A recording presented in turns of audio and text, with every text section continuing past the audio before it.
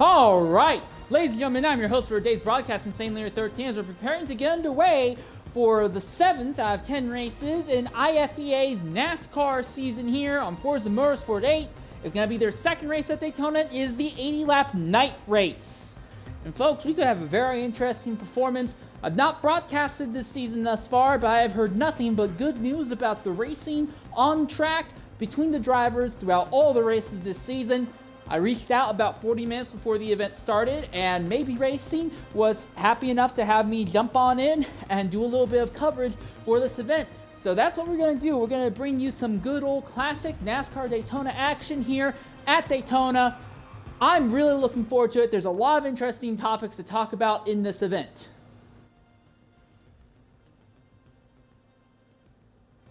So, first things first, let's go over the fact that we have Tactical Fallout in the field and Dino Prime. Tactical and Dino work very closely together, very tight with each other. Both of them are in the middle of a championship fight.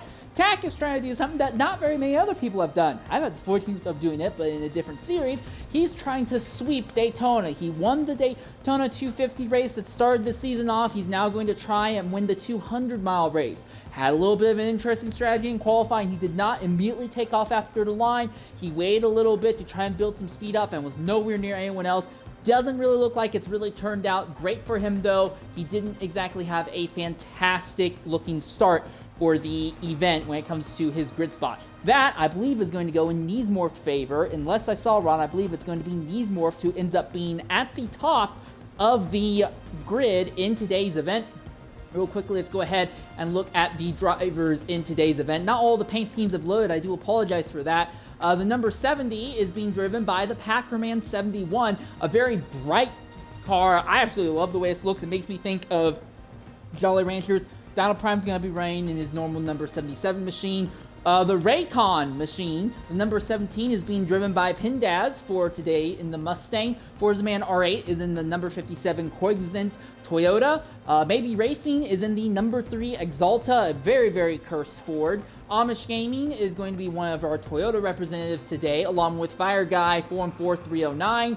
The number 10 Coca-Cola machine is going to be driven by T-Man 4445, and you'll see a little bit later, a little bit better views of that. It's actually promoting a new Coca-Cola flavoring that should be coming out to the US and Canada over the next few days and weeks, so keep your eyes open for that.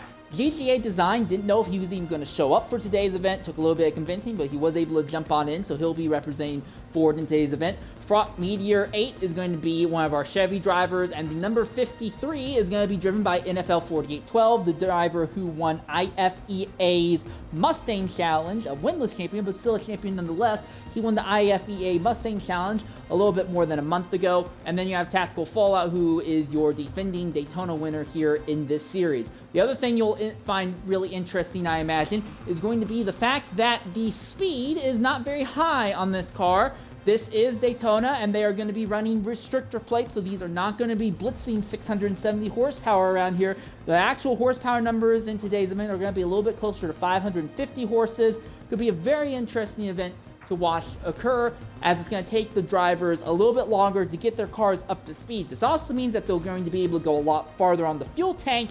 But then the question comes into play, tires. How stable do you feel when it comes to the life of your tires in this event? The other thing I do want to talk about real briefly here is going to be the championship fight. While I've not been keeping up with the series real close as the season has gone on, I have gone ahead and taken the liberty to look at what the current point standings are for the championship as of now. When it comes to the driver standings after 7 races, your current points leader is Maybe Racing, but he only leads by 3 points. It's basically a single position on track. Maybe Racing has 173 points right now. Tactical Fallout is second place with 170 points. Dino Prime is a little bit farther out, hasn't had the greatest string of luck, but he is still in championship contention with 161 points. It's just 4 spots on track behind Maybe Racing at this stage of the race. And then it's a big jump back until you get to a bit of a cluster from about 4th to 9th. For 4th to 8th, Amish Gaming is 4th in points right now with 132 points. The Packerman 71 is 5th. He has 128. Niesmorph is 6th. He has 126. Flaming Racer 56 is 7th. He has 125 points. NFL Racer 4812 is 8th with 110. Then you start getting into the drivers who have missed significant numbers of races, just not had great runs at all, but we'll still give them their dues anyway. You get Fraught Meteor 8, who is 9th in points. He has 73 points. 10th is T-Man 4445. He has 67 points. 11th is Herphobias. He has 65 points. 12th is RR1 CBR 813, who is not running today. He has 62 points. 13th is GGA Design with 44 points. 14th is Pony Scroll 132 with 41 points. 15th is Scored Buffalo 31 with 32 points. There is a big tie between Choo Choo 52, GTA Keen, and Green Bay Packers. They are all tied for 16th with 24 points each. Curl Shine and Forza Man R8 are both tied for 19th. They both have 22 points each. Snarly Cougar 416 has 21 points, and Fire Guy 414309 is currently sitting at 20 points. And those are the 22 drivers who have earned points thus far in the first 6 races of the season. Again, gonna be really interested to see how this actually plays out throughout the event. I'm also going to try and knock out as many ad breaks as I can during downtime moments throughout the event. I really hope, fingers crossed, that we don't have any major issues getting missed because of that. That was a bit of an issue during the tour streams, and I do apologize for that. Also, once this is over, probably on Sunday or Monday, I will go ahead and upload this to YouTube later. Yeah, we are looking at a 13-car grid for today's event. A pretty even split between the 3 manufacturers of Toyota, Chevrolet, and Ford. We're still waiting on 2 drivers to properly ready up before we can get underway here. One of the other things to consider is that this race is only going to be about 80 laps long. However, IFEA does make their lap counter much longer than 80, so that way if you need to run green, white, checkered overdrive finishes, they can go ahead and do that. So this is one of the few series I am aware of that actively goes out of their way to make sure that GWC overtimes are possible here.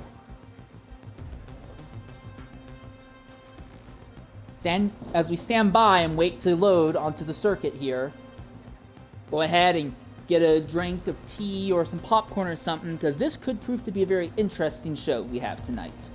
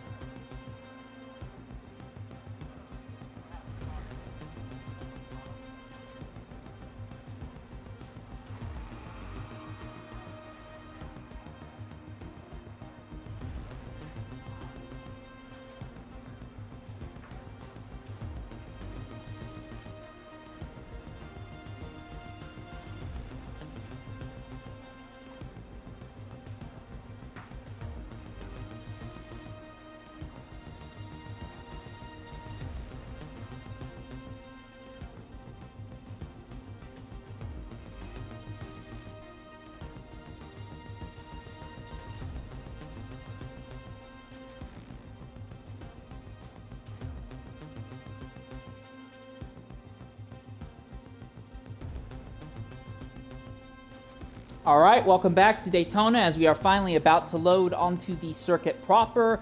Again, we are looking at a 13-car grid. I was able to get a little bit of information. The fuel tank looks like they're going to be about 36 laps on a normal tank of fuel. There is some tire wear multiplier applied. Everyone is anticipating to be running hard tires throughout the entire race, simply because the soft tires and medium tires aren't fast enough to warrant running them, especially when they're going to naturally fall off quicker. But with this being an 80-lap race, assuming there aren't any green, white, checkered overdrives, 36-lap fuel tanks mean that if you get a lot of yellow flags in the early to mid part of the race, you could make this a one-stop. But it would be a very, very tight one-stop, to say the least here. Real quickly, we're going to go ahead and get a look at our drivers So as you can see, the number 71 of Amish Gaming is going to be our pole sitter, and then second place is going to be T-Man 4445 in the number 10 Toyota. Third place is going to be Fraught Meteor 8.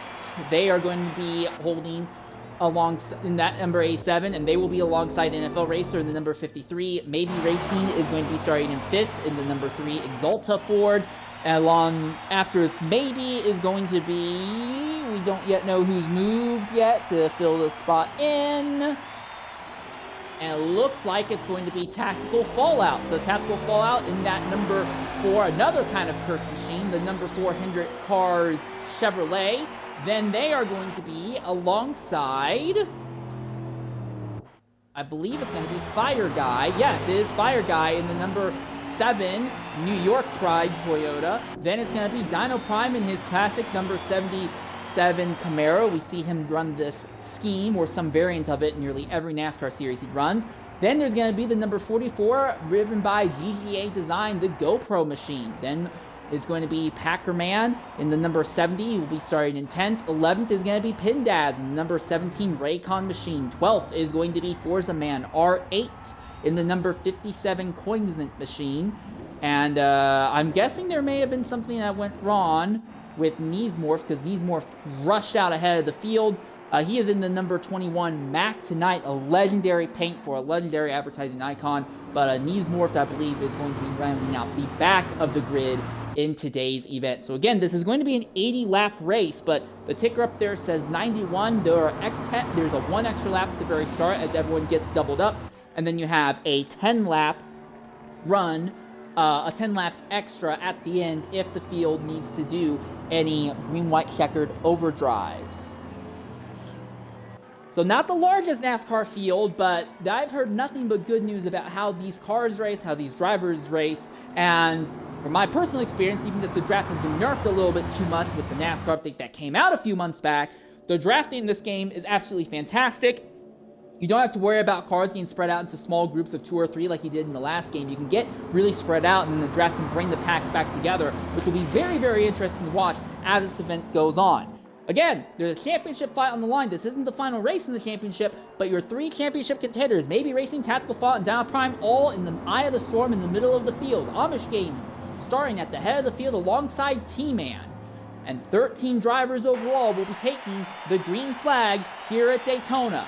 80 laps of racing, assuming we don't have to go overtime. 6 rows, and then 1 more car at the back. Ladies and gentlemen, the lights are on here at Daytona International Speedway as they come to the tri-oval. The green flag is in the air, and we are off for some classic NASCAR night racing as Amish Gaming immediately jumps to the lead. T-Man tries to get a bit of a run as he comes off of the banking. They're already moving 3 wide farther back as they are drag racing side by side going into turn 1 for a top spot. T-Man is trapped on the outside. No one is willing to run with him right now as NFL Racer falls in behind Amish Gaming. 4 cars holding a heavy, tight line on the inside. T-Man still holds it on the outside. The cars won't get up into full sun until about the time they get into turn 3.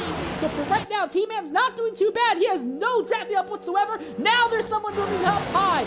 Meanwhile, the Fraught Meteor is going to move up into 3rd as the 7 has gone up high to try and work with the number 10 machine. Maybe Racing now moves into 5th. That outside line is already starting to fall apart. They come out turn number 4 now. It looks like everyone really has a strong preference for the inside line. Fraught Meteor briefly takes a poke down below the double yellow, but does not advance his position. He's just trying to get a good idea as to what's happening ahead of him. They're still just about side by side for first position as the outside lines finally got something working, and it looks like Design has hit the outside wall and is already losing touch with the field.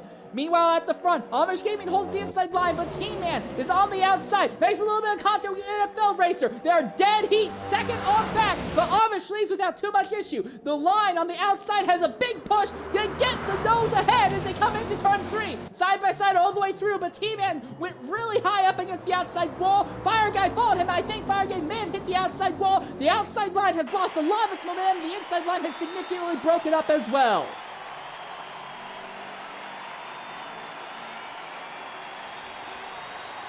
And it looks like we are under caution already, and that likely is due to GGA Designs issues. And yes, that car is absolutely destroyed. The steering totaled, the driveline totaled. engine damage as well, although the engine damage is not too significant. So with simulation damage, it's going to make going through the yellow flags here a lot harder than I think anyone was really anticipating. It will take GTA Design a little bit of time to get out of the pit lane, but he will be able to circle around and catch the back of the grid without too much issue. Of your 3 championship contenders, Tactical Fallout right now is just... It's a little bit hard. It looks like they haven't quite figured out if maybe he's supposed to be ahead of Tactical or not, but it looks like, yes, maybe he is ahead of Tactical at the moment. Donald Prime, 3rd place in the championship fight, is slipped back to the 10th position at the moment. Tactical is in 8th, and maybe is in 7th. Those are your 3 primary championship contending drivers, but it has been Amish Man and T-Man 4445 who have been at the front, who have been having the most interesting fight at the head of the grid. The field looked like, for the most part, they preferred holding the inside line, but the outside line seemed to be something that really helped them out. Something else that I want to look at real quickly is going to be the fuel numbers. 94% for Amish Gaming, and for T-Man, it is 93%, so T-Man has actually burned through a little bit more fuel. I look at the driver who is last in the field that didn't take damage in that last instant, 92%. So it seems like the drivers at the front are being a little bit more cautious when it comes to their fuel usage thus far. We'll get a little bit better idea later on, but again, if drivers can make it to about lap 40 without having to make a pit stop, it could be big, because that means they might be able to make this race a single stopper. With the fuel tank being about 36 green flag laps, well, a lap under yellow flag is worth only about 4/10 of a fuel. Okay, so the field comes out of Speedway Turn 4. Is anyone going to go ahead and come into the pit proper? There's some looking, there's some weaving, but it does not look like anyone is going... No, there is one driver near the back who's going to come in, and that is Kneesmorphed. So Kneesmorphed is going to go ahead and come into pit lane. He'll likely get off of his tires, put on some fresh fuel.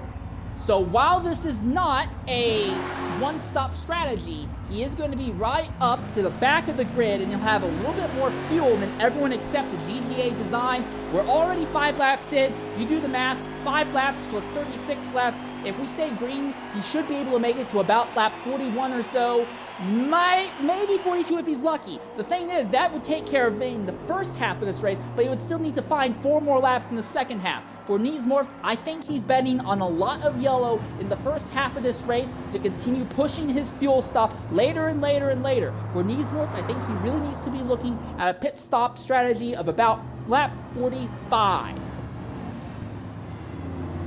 So he will cycle around ahead of GTA Design, as Design was the one who ended up causing that accident, so Design will have to start at the back of the grid anyway. Amish Gaming has led every lap at the line thus far, but it has not been a simple and easy lead. T-Man has put a lot of pressure on, but now, as the field is doubling up on the back straightaway, T-Man is deciding he wants the inside line, and NFL Racer, the man who is tucked up behind Amish, is saying he wants the outside line. So it'll be Ford versus Chevy on the front row as the field begins to double up.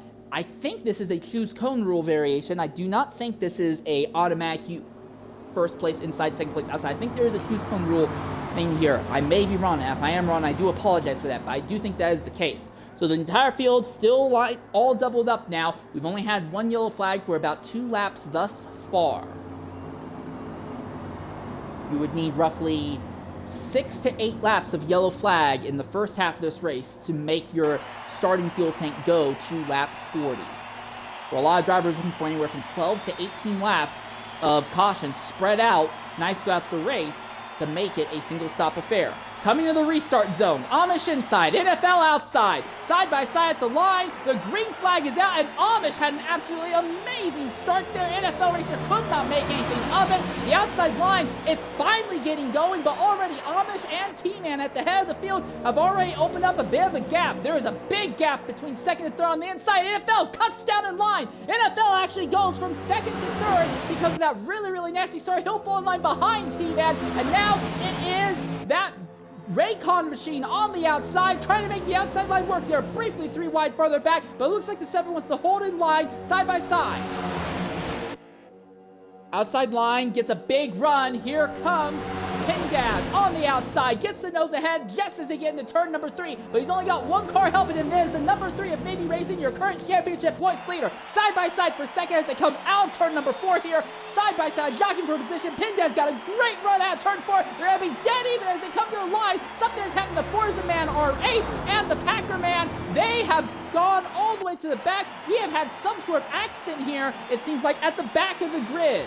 I don't see any damage here to Neesmorph, but Forza Man and the Packer Man have both had an accident here shortly after this restart, so we didn't quite get a full lap in.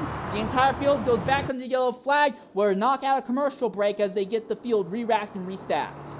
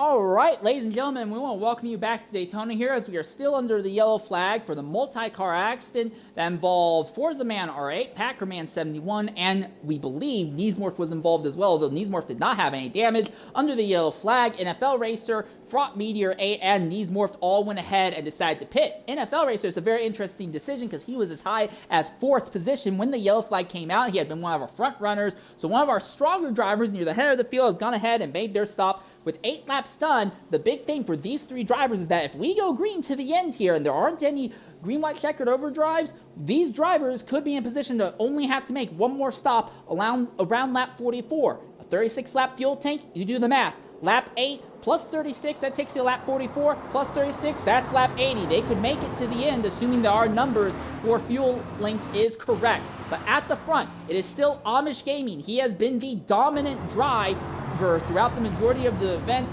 Everyone has already doubled up. This time it is going to be Amish Gaming still on the inside, Pendaz on the outside for your championship contenders. Baby Racing has now cycled up to 4th. Tactical Fallout is behind him. He's cycled up to 6th. Daytona Prime is behind him. He's currently up in the 8th position right now. And they are all on the inside line at the moment. So your 3 championship contenders are 2nd, 3rd, and 4th on the inside line here as they come out of Speedway Turn 3 through Speedway Turn 4. The inside line has had a significant advantage on the initial starts here. I'm wondering if we're going to see that same thing again as they come off the banking once more. Again, it takes the field about the time to get to Speedway Turn 3 to get up to full song.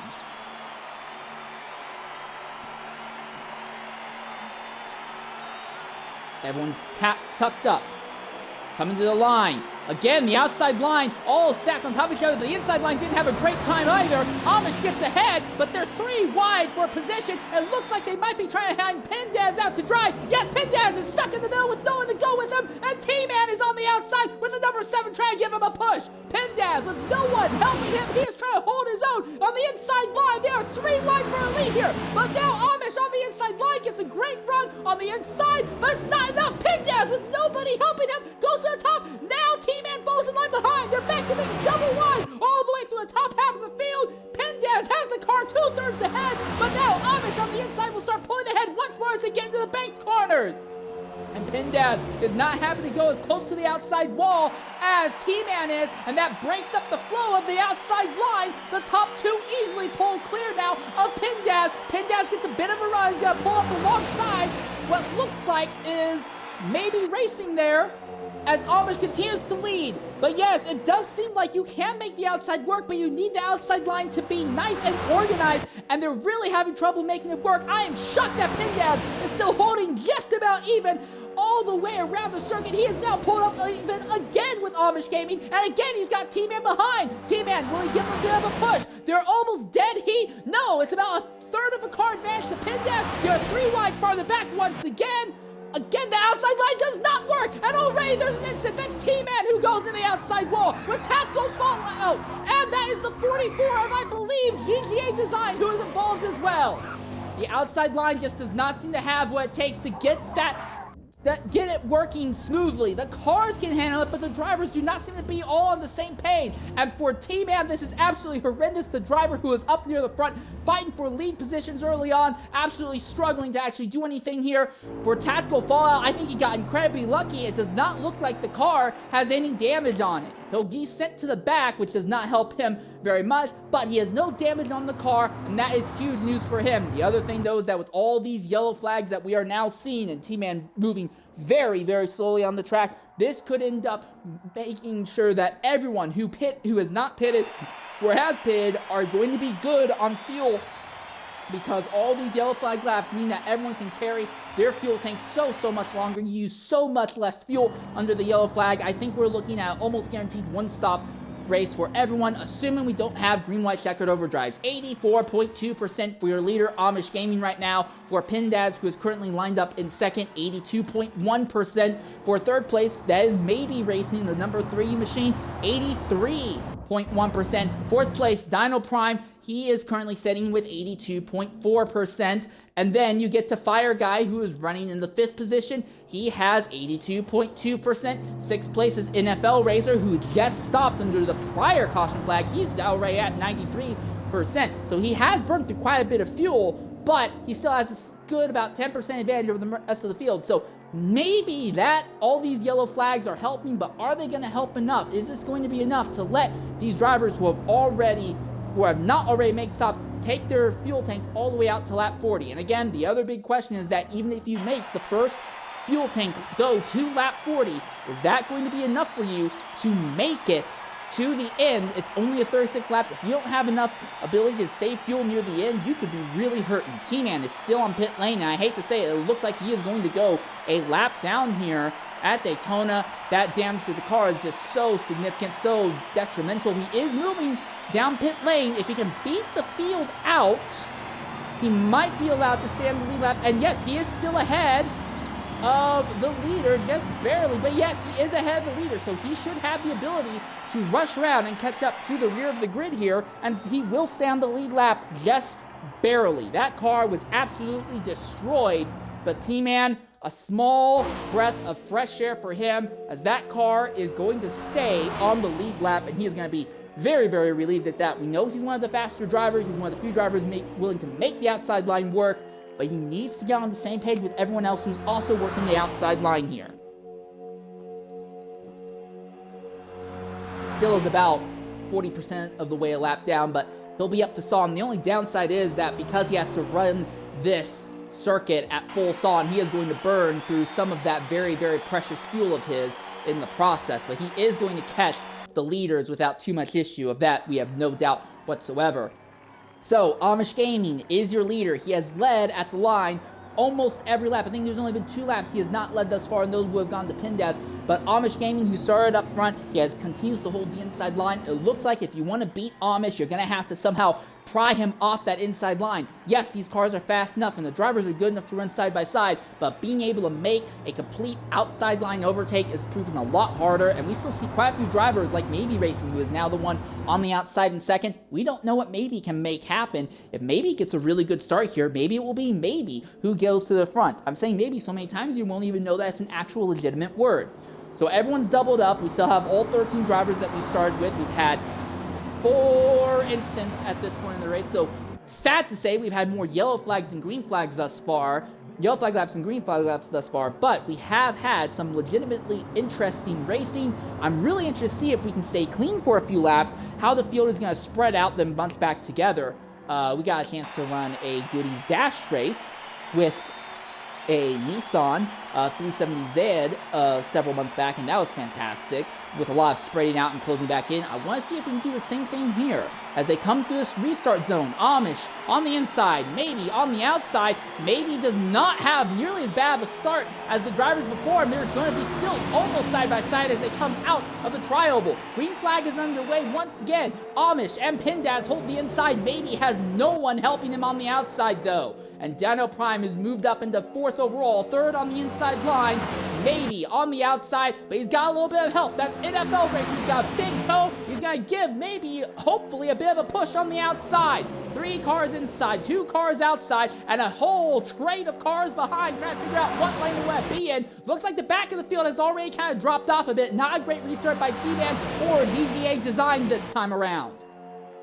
Neck and neck, maybe outside of Amish, but maybe is struggling to hold and maintain speed on the outside line going through the turns. But he gets a great run coming off of the banking, side by side. Maybe has the nose ahead. Who leads at the line? It's going to be maybe, just by about an inch, but maybe I believe will be our 3rd different leader at the line, and it's not over yet. Maybe's got a big shove, has the car about a 3rd of the way ahead by the time they get into turn number 1. Cars are up to full sun now. The inside line is bouncing around. The outside line is bouncing around even worse. 5 cars inside, 4 cars outside at the moment. It's going to come down to which line is better organized through the corners.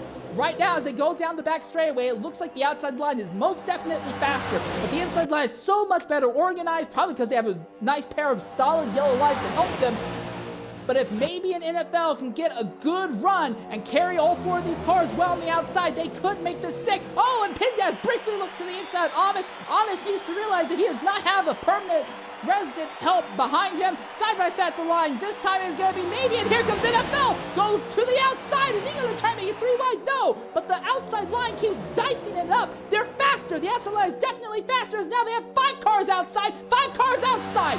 5 rows of 2 each, all the way through here around Daytona, but the outside line is just struggling to keep it steady. Now we see Pindaz look up high. That squeezes maybe and kills the outside line's momentum. Amish Gaming is happy about this because as long as he can hold that inside line and not let anyone get ahead of him on the inside, he'll be fine. Pindaz again looks to the inside of Amish. Amish shuts the door. Here comes the 3-car run on the outside again. The 7, the 53, and the 3 on the outside, almost side by side.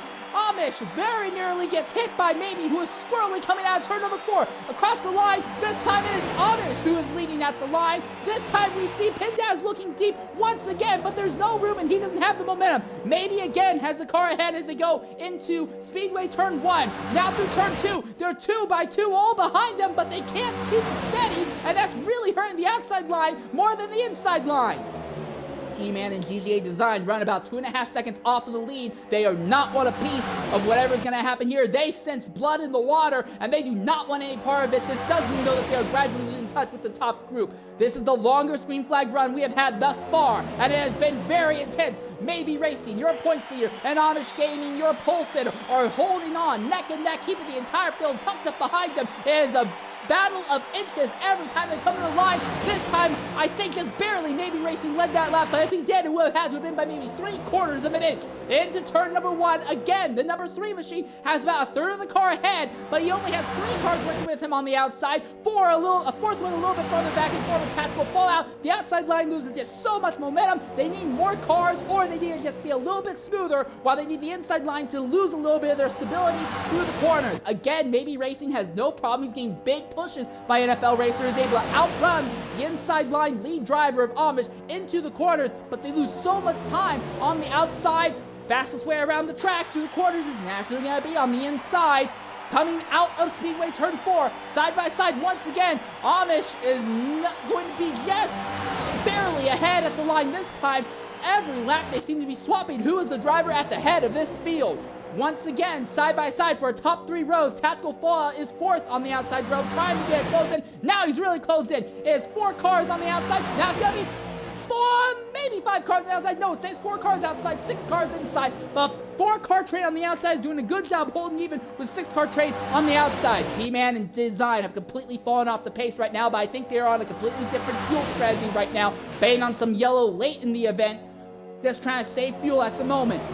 Pindaz is not really pushing Amish as much all over the track. It seems like he's more just nailed to the rear bumper of Amish's machine. So it has become very solidly 2 by 2 for the top 4 positions. Now almost almost 2x2 for everything in the top 10 for a moment. Forza Man can't really decide if he wants to be on the inside or the outside. And now Pendaz got to the inside! Just as I was saying, he gave up and he was stopped. No longer. Pendaz has gone through NFL Racers into the wall farther back. And Pendaz has gone to the top. They're still 3 wide for position. And that's going to be a yellow flag, I imagine, because NFL Racer slammed the absolute hell out of that outside wall. He's not the only one. That car has significant front-end damage, and I think Front Meteor may have gone into the wall with him. Yes, Front Meteor, oh my goodness, the damage on his car is even worse. We thought that NFL Racer, we saw that car get sideways as they went through by heaven. He backed out of it, and the car shot into the outside wall. It looks like somehow Front Meteor got caught up into it as well. That's not going to help them. Good news for Front Meteor. NFL Racer is going to be a bro and is going to help push him around here. We are going to go ahead and knock out another commercial break here before we go back underway here at Daytona.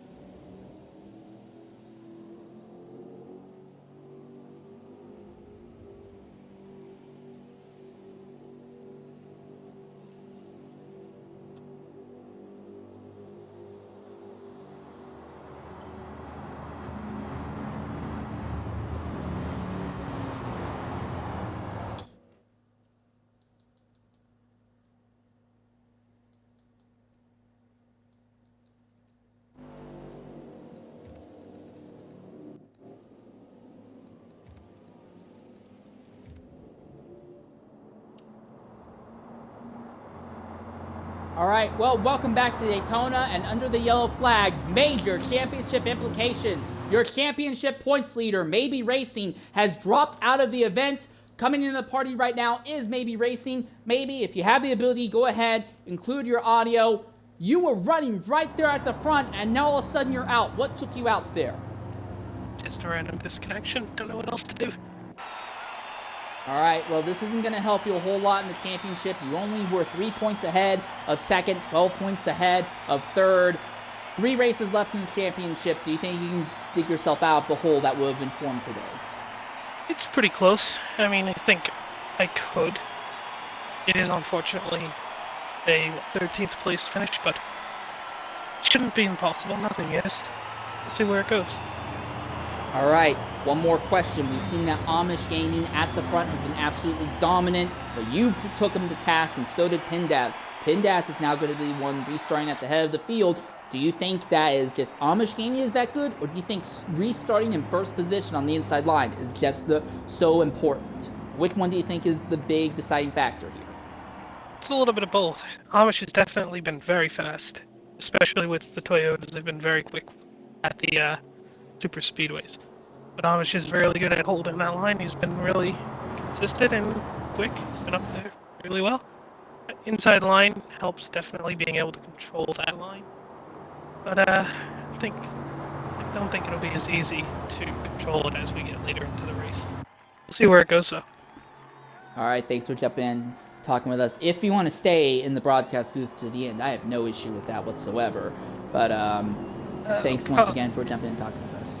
No problem. Thanks.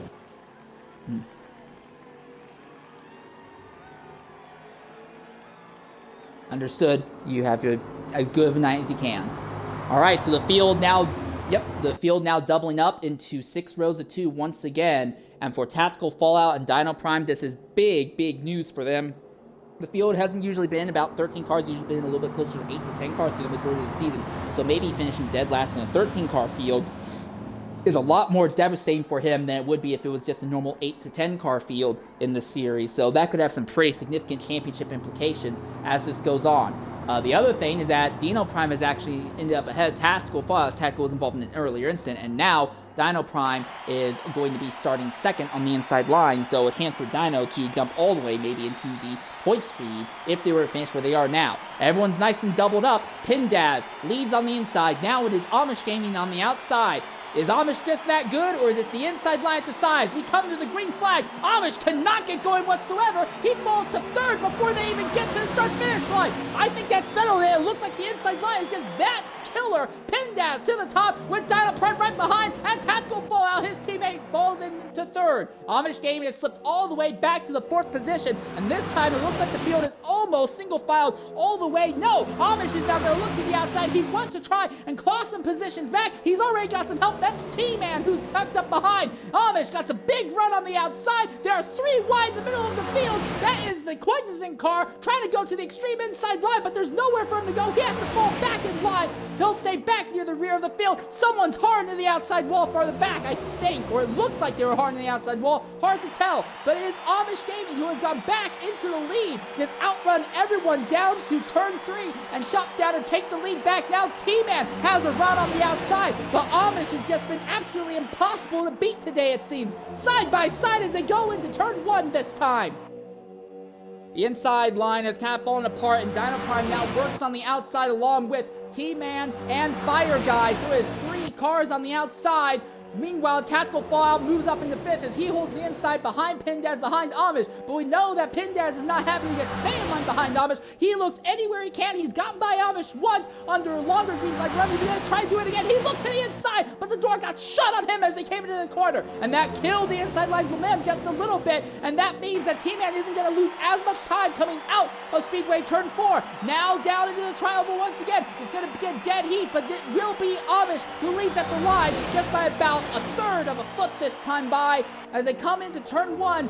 Once again, side by side, a little bit of 2-car tangling for the top 4 position, but the outside line's having a lot more issues staying in line. This time, GTA Design and Packerman are the ones who fall off a little bit, as will Forza Man R8 and NFL Racers. So those drivers farther back don't want any part of this. They want to hang back a bit and just save fuel and run in some cleaner air, let everyone else blow their brains apart, just trying to keep themselves straight. 3 cars on the outside line, 5 cars on the inside line. This 8-car battle for the lead right now is really coming down to T-Man and Amish. The fight that we saw earlier in the event is once again replicating itself now. We are a little bit over a quarter of the way through the race. Amish has led the majority of the laps thus far, but T-Man has been one of his strongest rivals all day long, as is Pindaz. Pindaz may be hooked to Amish's rear bumper now, but we have seen that he is willing to turncoat at any moment to try and get that extra position. Dino Prime and Fire Guy continue to push T-Man on the outside. Tactical Fallout is 3rd on the inside line as well, and Pindaz has a run. Now Pindaz has a run. He's gonna make it 3 wide as Pindaz is going up the middle this time by, but he has no one trying to help him now. This could be really, really significant. How aggressively has Pindaz squeezed the outside line? Oh, no, he's actually going to squeeze the inside line. Gets side by side with Tactical Fallout. The outside line is just completely falling apart. They can't handle being 3 wide, and they're all over the place. And Pindaz now slips to 4th. He's still 3 wide now with Dino. Now he's going to fall back in line. No, he's not. He's got to run. And now he's going to force Dino to the extreme outside. Dino says no, chops back down in front. But now Amish is in 1st as Tactical Fallout in 2nd. And Dino Prime now falls all the way to the 7th position at the moment, as they are all now got 6 cars on the inside, 2 on the outside. T-Man being still pushed by Fire Guy. It's really gotten kind of weird here because we are watching Pindaz, and Pindaz does not really seem to care about everyone else's ideal line. He just wants to be aggressive and go for whatever move he can. But that took a good one. He tries to make a 3 wide coming out of turn 4 when the track really feels as it narrows up, and they nearly got 4 wide there for a second for a moment. But everyone seems, with the exception of Pindaz, I think everyone wants to keep it side by side, 2 by 2 all the way around right now. Inside line has about 4 cars on it. Outside line also has 4 cars.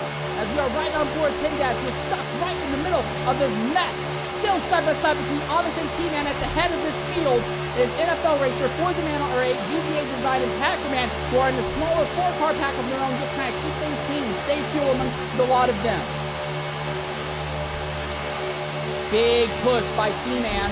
Well, to T-Man that gets his car almost all the way ahead as they get into the corner. You can see how much that Pindaz is really sliding and skittering all over the circuit here as they go through the corners. I have to wonder, because he's one of the drivers who have not yet pitted, is the tires falling off. He is over 50% worn on the tires. I have to wonder, is that having something to do with it? Is the tire falling off really causing him to struggle this much with handling and making it that much harder for him to hold the outside line and push on the outside? He has given up on the outside. He's now fallen to the inside line. He is second to last on the inside line. Only 2 cars left on the extreme outside at the moment. And that is Fire Guy and T-Man. The two of them have been all the way out there for the majority of this time. All still tucked up on top of each other here.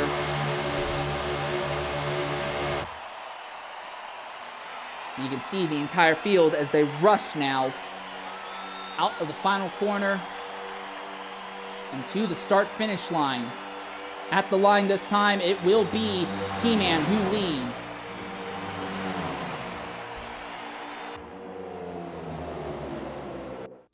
And T-Man on the outside. There's that Arizona Ice Tea machine. Every now and then he'll flirt with going to the outside, but it does not seem like he's willing to really commit to it. Oh, and Tactical Fallout now shoots to the outside. They're going to be 3 wide again for the top spot. This time it's Tactical who is in the middle, who has no one working with him. T-Man and Tactical both outrun Amish into the corner, but Tactical was the one with the nose ahead just as they started turning in by the looks of it. Tactical Fallout, though, has no help. He's going to hold on to the outside line. He wants to force T-Man to fall in line behind him. That's exactly what happened. T-Man now falls in line behind Tactical Fallout. Your second place driver in the points, now fighting for a lead, and he's got T-Man tucked up behind him. So Tactical Fallout on the outside. Amish Gaming inside. I think this is the longest green flag run we've had thus far, but tire wear is starting to become an issue for most of the drivers here who have been fighting for a lead for a vast portion of this race. Fuel shouldn't be too much of an issue here, although I do real quickly want to look at the fuel in Amish's machine. Oh my goodness, Tactical Fallout. Oh, those tires. Looking real quickly at the fuel in Amish's machine as Tactical Fallout squeezes Amish below the double yellow, and he gets turned around, and he's around, and that's a multi-car accident. 6 cars involved, and looks like, all things considered, it looks like Amish has gotten out of it without too much issue here, somehow. It's going to be really hard to figure out what drivers did or did not end up with damage in that melee. But there were about 6 cars all spinning out of control.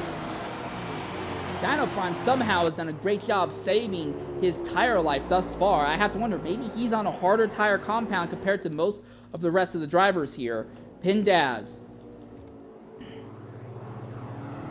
Really worn out tires though. Yeah, a lot of drivers have really burnt up the best of their rubber.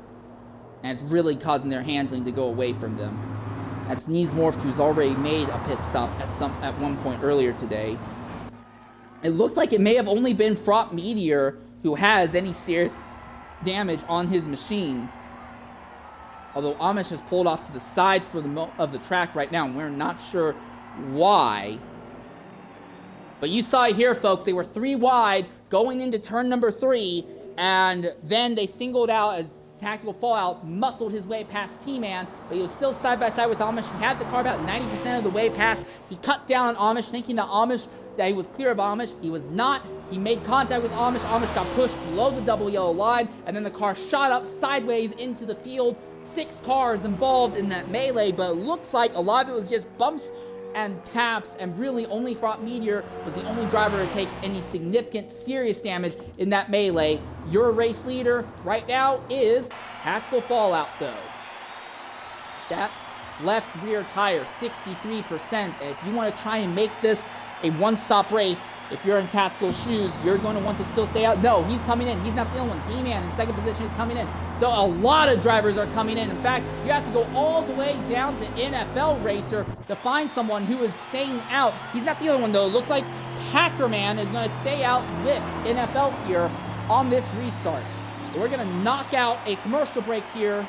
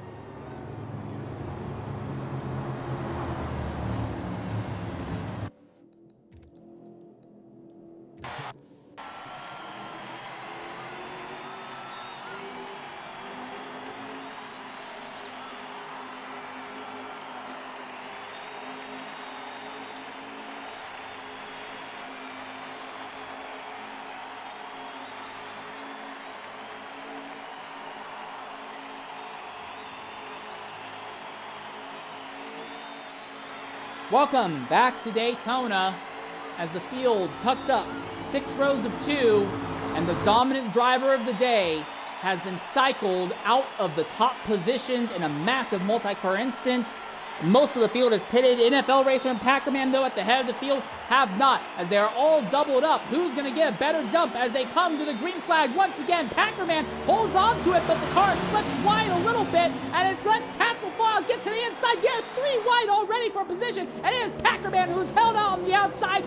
No one wants to work with him, it seems. The inside line had no such issue, though. It is NFL Racer, Knees Morphed, and Forza Man. Tactical Fallout working on the outside. He's got T-Man working with him, despite how aggressively he took the outside line position from T-Man earlier in the last green flag run. It looks like T-Man is happy to work with Tactical now, and Tac's got a big push, pulling alongside NFL Racer. NFL is not really close to being in serious championship contention right now, but his teammate is maybe racing, and NFL is going to want to try and hold Tactical back, so maybe Racing doesn't lose as many points to the season opening Daytona winner, as Tactical, like I said in the pre-race, is trying to go sweeping at Daytona here. Coming across the line, NFL Racer led just by a little bit, but it is a dead heat at the head of the field right now. The top 6 all having a little bit of a breakaway, and the entire field really staying a lot more tucked up this time than we've seen the last few times. I think a lot of the drivers who are close to the rear of the field are saying, hey, look, I don't have to deal with ducking and diving through sliding, spinning cars anymore. I'll just stick with the field and just hope that they avoid me right off the bat. Sometimes it's safer and easier to avoid an accident when you're right where it starts to happen, instead of trying to avoid it when the cars are completely sideways on track ahead of you. But NFL Racer, with a big push from Knees Morphed, is holding on to the inside line. Those top 2 on the inside are having a good run of it. There are 3 cars on the outside, though.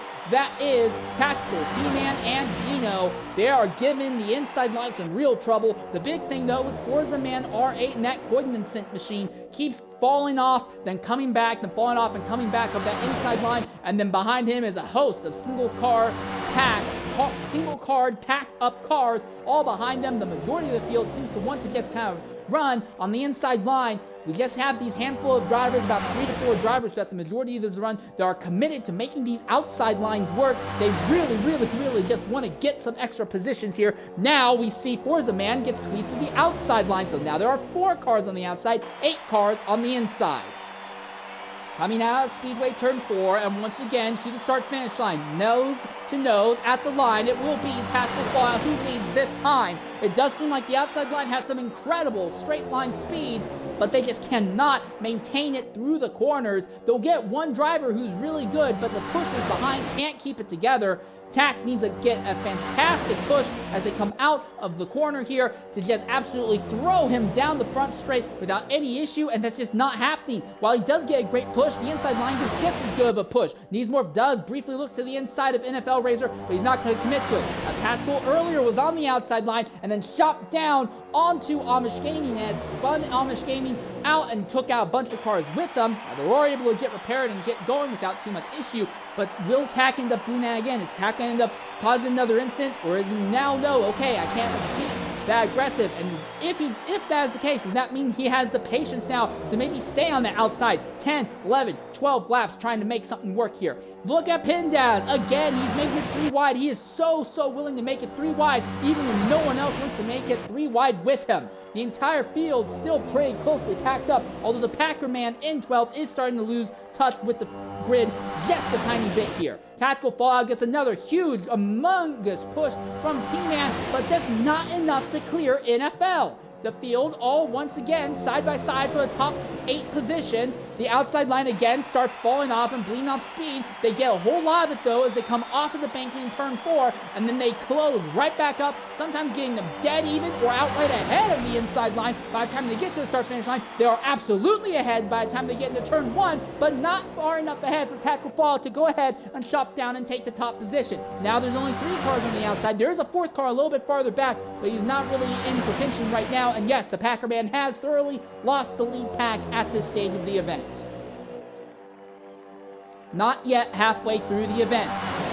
4 cars tightly packed on the inside, 3 on the outside, 5 cars overall on the outside now. So momentum goes back and forth, and all sorts of sideways moments there from the inside line. This could be what Tactical Fallout needs. He comes a little bit wide, then hugs in tight. He tries to get a big push by T-Dan, coming out of the corner, neck and neck at the line. Tactical Fallout very steadily through into the lead at the line. They're 3 wide for a moment farther back. I think they are 3 wide, actually. Yes, they are, and that can't go well.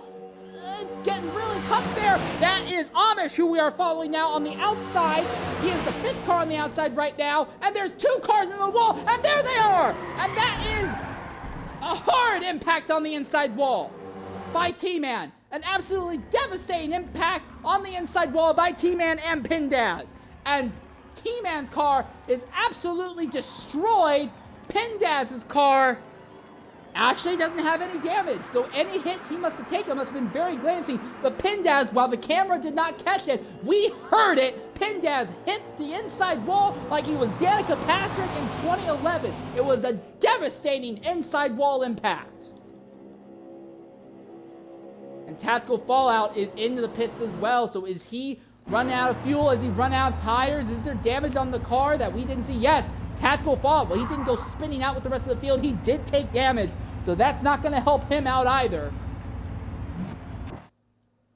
NFL Racer, I believe, also has damage from that as well, as he is limping around. Yes, he does have enough momentum. He will make it back into the pits, but this has probably been our biggest impact thus far. Sadly, we didn't have the greatest camera angle of that huge shot that T-Man took into the inside wall, but we could hear it. That was loud enough it drowned out my voice for a bit.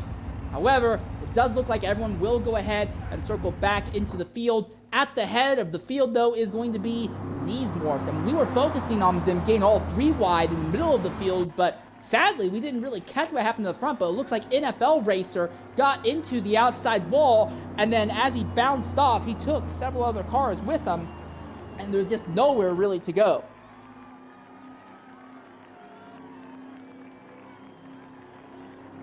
T-Man's still in the pit lane, but he's now come out.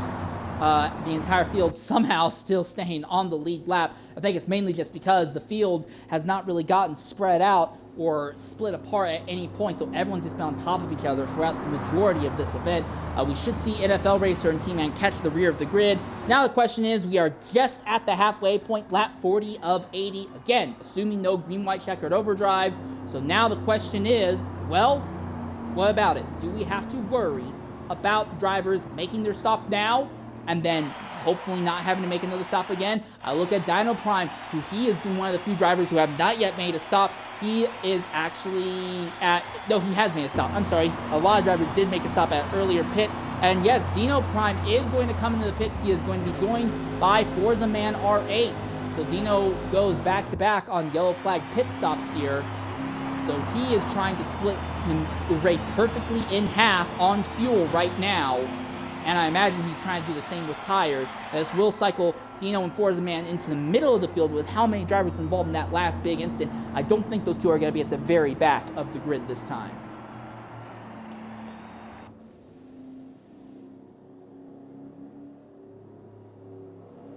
So real quickly, as the field gets ready to go back to green flag racing, let's go ahead and look at the fuel and tire wear of all of our drivers near the head of the field right now. Neesmorph in that Mac Tonight machine, who started dead last. He has a little bit less than 80% left in the tank, almost 10% used up in the tires. When it comes to Prop Meteor, it is 77% in the tank, but he has used a lot more tires, 23% right now. I have to wonder if maybe he is on a more aggressive tire strategy Then we have Fire Guy, who he's going to be leading the outside line, 78.6% fuel, so he's on a similar level as Neesmorph. Then we have Packerman here, who at some points has actually lost the rear of the field. He currently has about half the fuel tank left. So right now, he is guaranteed he needs to make one more stop. I think everyone except the two drivers who have just stopped, Dino, Prime, and Forza Man, everyone else is going to have to stop at least one more time. Dino and Forza Man may also have to stop if we go green to the end, but I'm going to be honest, and it's nothing against these drivers, but I don't think we've not even gone close to 10 laps in a row without an incident yet. I could say with high confidence that they're not going to be any more yellows, so as long as Dino and Forza Man don't end up in any more accidents, I think that will be their final pit stop of the race, assuming that we don't have a whole lot of extra GWC overdrive. All right, Neesmorph and Fire Guy leading the field to the green flag here. Front Meteor and Packerman running in row 2, but Neesmorph pulls into the top spot without any issue. Having that inside line is just so massively important. Almost everyone who's been on the inside has absolutely dominated on the restarts with it thus far. So Neesmorph leads Front Meteor, and again, Neesmorph, mind you, had at one point in the event been running in last. He started last, but now right out the back of Neesmorph machine, there is Amish Gaming, who started on the pole. He's got a humongous run on the outside after being involved in 2 different accidents, but he's pulling alongside. Is he going to try and shut down and take the lead position away from Neesmorph? Neck and neck, side by side. The entire field is pretty much side-by-side behind, but Amish Gaming has an outrageous run. He is going to have the car completely ahead by the time we get to the start-finish line. A little bit of contact that slows the 71 down just a little bit. Side-by-side as they come out of the tri-oval and going into turn 1. Yes, Neesmorph will hold the position for now, but we are right back to the incredibly tight side-by-side battling that we've been seeing most of the day here. As this race has gone on, you've really gotten a feel and a taste for how a lot of these drivers are willing to race. And Amish Gaming just chops down. He got a fantastic run out of Speedway Turn 2, chops right down on Neesmorph, and there's just nothing that the 21 could do. It seems to me that Amish Gaming is the driver to beat here. I have to wonder, is he on a wheel setup? Because if he's on a wheel setup, that would explain why he is so confident at chopping down and moving lanes and holding the inside line. But with Amish Gaming now back up front, the only time we've seen them knocked out of the top position thus far has been when he got cut down into by Tactical Fallout. Unless something like that happens again, I'm gonna be honest, I think Amish Gaming could very easily lead every remaining lap of the race tonight. And your 2 championship contenders, now Prime and Tactical Fallout, still stuck in the back of this pack of about 9 cars. NFL Racer, GTA Design, and T-Man have all kind of lost touch with the lead group as they are ranked 10th, 11th, and 12th at the moment. Our top 9 all in a really aggressive fight. Now it is Fire Guy. We see him on the outside a handful of times, but now he is the one leading an outside charge. And, oh my goodness, Neesmorph is not giving Amish any quarter here. He is absolutely pounding the rear of that number 71, and it's not a straight. Oh, big hit on the outside wall by the Coinsink machine. That is Forza Man R. It's a giant impact on the outside wall. Is there any damage? No damage, but he will lose a bunch of time and is likely going to fall into the grip of this pack farther back. But man, that was a huge impact he took on the outside there. But now that cuts this lead pack down to just 7 cars at the moment. And it is Neesmorph pushing Amish Gaming, but it's not a happy push. He wants to figure out a way by. Meanwhile, Fire Guy continues to hold the outside line on Amish, keeping him tucked on the inside. 4 cars on the inside line, 3 cars on the outside. Tactical Fallout, 2nd place in points coming into this race, is committed to the outside. Dino Prime, 3rd in points coming into this race. He's committed to the inside right now. All still on top of each other. The top 7 are. And another pack of about 5 cars that's a little bit farther behind at the moment. All sorts of side-by-side action. Oh, and the Raycon machine cuts down. That's Pindaz. He's going to make it 3 wide. He wants to get by Tactical Fallout. Tack gets squeezed to the outside. He's got no help whatsoever. That kills all of the momentum of the outside line, though. So it's 4 on the inside, 2 in the middle, 1 Tactical Fallout all the way to the outside, and he's going to have to fall to the back of this group now. And that really doesn't help Pindaz a whole lot because he still only ends up in 6th after that. And Tactical Fallout now has a bit of a run as he sniffs the draft off of Fire Guy's machine. Fire Guy holding Amish Gaming honest here, but I'm reminded a little bit of the 2017 Texas IndyCar race, where yes, it was lots of passing all up and down the field, but whoever had the lead position on the inside line was just the one who basically controlled the race. That's what I'm feeling like we're watching today, and Amish is holding that lead position on the inside better than anyone else. Neesmorph is absolutely giving him trouble though. Tactical Fallout to close back in. He's side by side once again. Now he looks to the outside. He's got a huge run. He wants to make it 3 wide as they come out of Speedway turn 2. He's got a big run side by side, but he brushes the wall and it kills the run. He has to fall back and ride behind Fire Guy. And that works out great for Amish, because now Amish is only just going to be barely side by side as they come into turn 3, and that means that he should be very nice clear of Fire Guy by the time they come out of turn 4. So that makes things a little bit easier for him. 4 cars inside, 3 cars outside right now, and then a group of 5 cars a little bit farther back. Pindaz is definitely the most aggressive of our drivers in this lead pack right now. The thing is that his aggression is kind of coming without any fruits. He makes moves, he screws other people over, but he's screwing himself over just as much, if not more, in a lot of these big moves. Right now, though, if you want to get by Amish, you've got to do something big, bold, and brash. We see a little bit of a look to the inside by Neesmorph, but Amish Gaming just holds the door open just enough to shut it down on the Mac Tonight machine. That 71 of Amish Gaming has absolutely been the dominant car, the dominant driver all day long. There are 6 cars all behind him who all feel that they could do better if they were in his position, but getting into his position seems to be a much, much harder sell than it really should be. The entire field still all runs right on top of each other at the moment. We are on track for what could be our longest green flag run thus far. I think we were looking at our 8th straight green flag lap right now. Tactical Fallout gets squeezed on the extreme outside there, and that's Dino Prime who is out there with him, and now they're side by side for 3rd, and this pretty much solidifies Amish's grip at the head of this field. Tactical still has a run on the outside. Fire Guy stuck in the middle with no one to really help him though. Now Tactical Fallout falls back in line behind Fire Guy. Credit to where credit is due. Fire Guy has done a great job holding station, 2nd place. 1st at the head, and Pindaz is going to come jumping out of the lead group. He is coming down pit lane all by himself. The good news is there's only 30 laps left. The bad news is he has no one working with him. This could make it really, really problematic for him, because if we stay green to the end, yes, he does not have to pit again, but he's going to be all by his lonesome self, and that will make him way slower than all these drivers working in a pack. And now, with him dropping off, we also see Tactical Fallout and Dino Prime drop to the back of this pack that has now only 6 cars.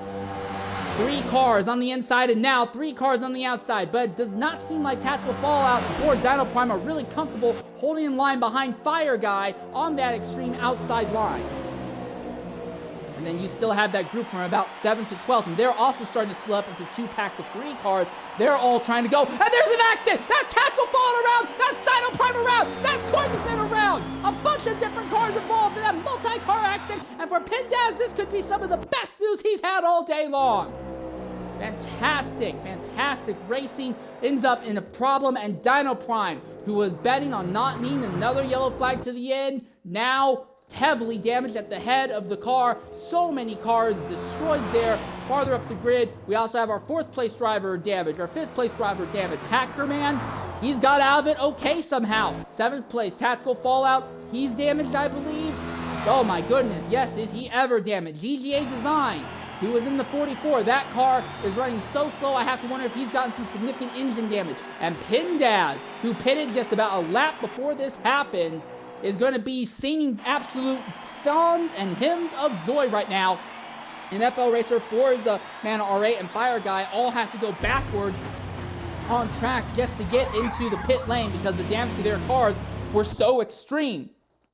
But a multi-car accident in the lead fighting group, and now Amish Gaming is going to be at the head of this field with no issues whatsoever, I imagine.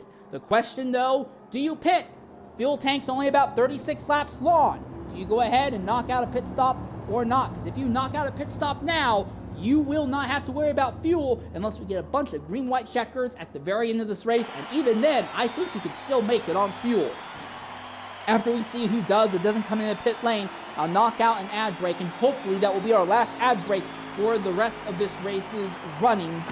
will try and make it that case. Okay, so here we are. It looks like our top 7 are all going to be coming into pit lane. Pindaz is going to be solo at the head of this field. We're going to knock out an ad break real quickly here, folks.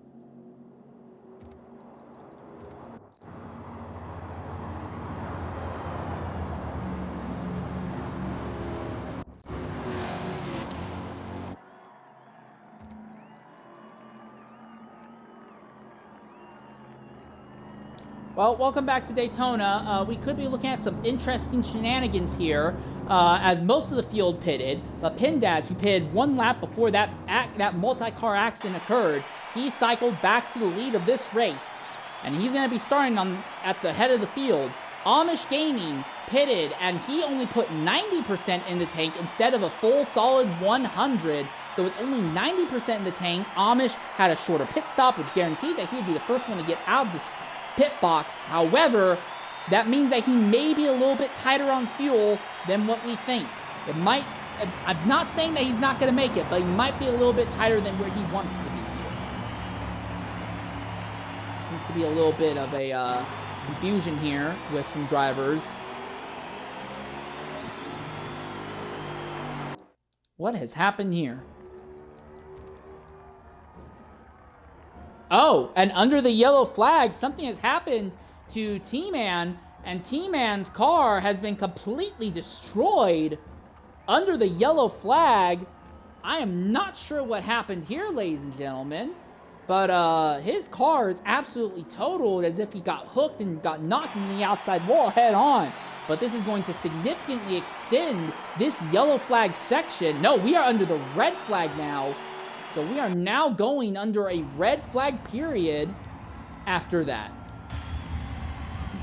So your leader is Pindaz, followed by Amish Gaming, then These Morph, then Fraught Meteor 8, Packerman 71, Dino Prime 77, followed by Game, followed by Tactical Fallout, and it looks like that was a very short red flag. We are already back underway, as Forza Man RA and T-Man are both in the pits right now.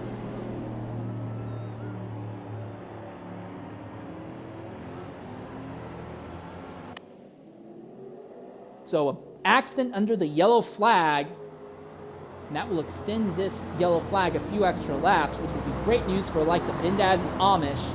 Pindaz is a little bit iffy on being able to make it to the end on fuel right now. I'm not saying he won't make it, but it is a little bit iffy. If we have a bunch of green-white checkers near the end, he could be hurting, but every lap under yellow flag helps him out significantly. Amish Gaming is in roughly the same position. In fact, I think Amish actually uses a little bit more fuel than Pindaz under the yellow flag, interestingly enough. But everyone behind our top 2, I believe, filled up to 100%. So everyone who's not our top 2 drivers should be good on fuel to the end of this race. There's a little bit of transmission damage on Dino's car, and I do wonder how that happened. I wonder if there may have been some sort of incident as they came under red flag and then went back under green. But anyways, 13 cars started this race, maybe racing. Your points leader lagged out before we even got halfway through the event, which will massively hurt him in the championship run. The best thing that maybe can help for is for Tactical Fallout and Dino Prime to get caught up in a big last lap incident that forces him to the rear of the grid. But I don't know if that's going to happen. This race has been really chaotic. One thing that does seem to be almost guaranteed, Amish Gaming, he is almost guaranteed to be the winner here unless something really crazy happens. He has gone from the back to the front at least once, and he has led more laps than anyone else. He is going to be starting this race on the inside line with Pindaz on the outside line. Pindaz, one of the most aggressive drivers on track. As they come to the green flag, Amish should not get a good start this time. Pindaz does. Pindaz cuts down in front of Amish. Pindaz takes the lead away from Amish Gaming right on the start this time. Well, that's not expected. Amish Gaming falls to second position, and Pindaz at the front, and the entire field just did not get a great start. A lot more spread out this time than we've seen the last few times. Amish, though, has a run coming on the outside. Does anyone go with him? No, and he's already by. Well, it doesn't matter. Amish is so much better than Pindaz. It doesn't matter if he starts on the outside and gets a bad start. He'll still, by default, be ahead of you by the time you get into Speedway Turn 3. And then it's going to take you at least 4 or 5 laps to try and figure out how you want to get by the number 71 machine. But again, the big question is our top 2 drivers, are they going to be okay on fuel? Numerically, I think they should be if we don't have a bunch of green-white checkers, but it could end up being close for them. Everyone behind does not have to worry about fuel or tires to the end of the race. They just need to keep their cars clean and be in a good position. Pindaz briefly drops below the double yellow line. We know that Pindaz is one of the most aggressive drivers when it comes to making moves. He has pushed it 3 wide against Amish Gaming and other drivers several times over. Amish needs to keep himself aware as the 17 and the 71 are at the head of the field. There is an outside line coming. That is Dino Prime being pushed by his teammate Tactical Fallout, your 3rd and 2nd place drivers in the championship, coming on the outside line. We know these two work well together. They've done this since 2019 back in Forza Motorsport 7. We know this duo is really solid around Daytona. Not the greatest team, but they're very solid, and they really seem to have it worked out. Dino Prime dead even with the 71, neck and neck as they come into turn 1 here. Dino Prime has about half the car ahead, but then loses a huge chunk of it. The big thing, though, is that Amish does not have a loyal partner behind. Pindaz will fight on him the moment that he shows any sort of weakness here. Again, Dino Prime gets a big push from Tactical Fallout on the outside line. The outside line, though, is not really well formed. You just have 2 good cars, and then people starting to make something happen there. The inside, and Pindaz goes below the double yellow for a brief moment. He bounces back into place, doesn't lose any time, doesn't gain any time, but this does hurt Amish Gaming, as Amish does not have any help. And I think someone just went hard on the outside wall there. Was that Fire Guy? Yes, it looks like Fire Guy has gone hard to the outside wall, but he immediately brings it into the pits. For now, we stay green. Still neck and neck, but now they're 3 wide farther back as the Mac Tonight car tries to go wide, can't make anything of it. He aborts and comes right back down to the inside without issue. Outside line just can't seem to make it work. Seems like Dino and Tac are not as much of a power couple here as they normally would be, so Amish holds the inside line against Pindaz without too much issue. Thing is, the Amish Gaming has fight against him on the outside, and a driver behind who is going to be very happy and very willing to cut down him. On top of that, Amish and Pindaz are a little bit lower on fuel than everyone else. The good news, that means the cars are slightly lighter. They should be slightly more nimble as they hold the inside line. The bad news is that if we stay green to the end, their ability to make it to lap 81 technically on fuel is going to be a little bit questionable. Dino Prime has the nose just barely ahead as they come into turn number 1. 5, 6 cars on the inside, 4 cars on the outside. Forza Man R8 has lost the field, and Fire Guy, after going hard into the outside wall and making his pit stop, he's likely going to go a lap down in the next 5 or 6 laps here as he is completely solo on track. Horrible, horrible run for Fire Guy, who had been fighting for a lead earlier in the event. Dino gets his car about 2/3 of the way ahead of Amish Gaming. Again, Pindaz tucks to the inside. Again, Amish has to defend. That kills the inside line's momentum, but Dino Prime had such a good run into turn 3 that the outside line fell apart behind them. So neither of our lines are really doing great here when they go through turns 3 and 4. Then they all seem to get gathered up nice and well going through turns 1 and 2. You see the outside line get a huge run of momentum going down the back straightaway, and then 3 and 4, the outside line falls apart again. Again, Pindaz puts 2 tires below the double yellow. He's really trying to get under Amish's skin and really trying to freak Amish out. We've seen him get by Amish once before. Can he do it again? and someone just... It looked like someone may have dropped off the track for a moment there, but I think I saw Ron. Dyno Prime moves ahead. Again, the car is about 2/3 of the way ahead of Amish Gaming coming into turn 3. Again, the inside line is a little bit more smooth. Amish leading the inside line is the smoothest. He goes right back to the top without any issue. Again, he's leading. This time he comes up the track just a little bit, and Pindaz got to the inside. 3 wide for a lead. Pindaz inside, Amish inside with no one helping him, and Dyno Prime on the extreme outside. 3 wide for a top spot. Tactical Fall gives Dino a huge push, and he turns Dino into it, and that's the big one. Not quite. No, not as many cars were involved as I thought. But Amish Gaming spun out of the lead. Oh, and he's hit, and he's nailed hard by the Quainton Toyota of Forza Man. And that is significant damage to Amish's car. Dyno Prime, how damaged is he? No damage to Dino, somehow. But for Amish, the man who's been dominating most of this race, the car is damaged heavily, and he is going to have to repair this damage. What a Forza Man who came sliding in out of control. He hit Amish hard, and the entirety of that car is destroyed. And this is great news for Fire Guy, who had been involved in that one car incident earlier. Now he gets to cycle back to the back of the field. He will take over the... he will take over a spot with the rest of the pack on the lead lap. So how many cars were actually damaged in that? I thought that was going to be a much bigger accident than it looked like. Tactical gave Dino a gigantic shove that looked just like the shove that Michael McDowell got in last year's August Daytona race in the same part of the track. But instead of getting hit right in the door and getting knocked into the air, Dyno Prime instead knocked into the dominant driver of the day, Amish Gaming, and got knocked into Pindaz, and they spun down the track back up, and Amish somehow did not end up collecting half the field in that process, despite being backwards with the rear end flared out, coming back up the track. It looked like only about 4 cars involved. Somehow, I am stunned at how that turned out. And Amish Gaming is actually elected to not make his pit stop yet. He is going to stay out. One thing this will do, though, I believe, is for Pindaz, who, while he's not taking any damage in that instant, he did spin and will go back to the back, but these laps under yellow, I think, will make it much, much easier for him to make it to the end on fuel. Again, not a guarantee, but I think it will make it a lot easier. Forza Man R8 now in the pits. We're going to knock out a ad break, and hopefully, as we are looking at about 19 laps to go when we go to the green flag, hopefully we will not have to make another ad break for the rest of this race, and we can go green, we can go ad-free to the checkers here.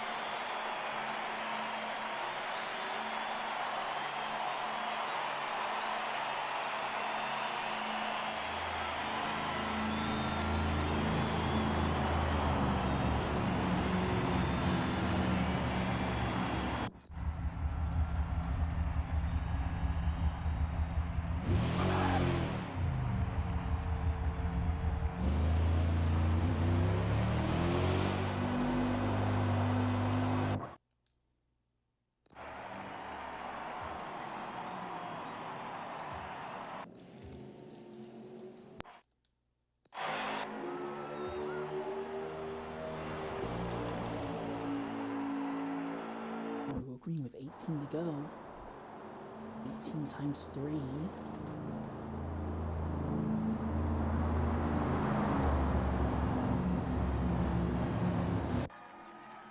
This should be okay.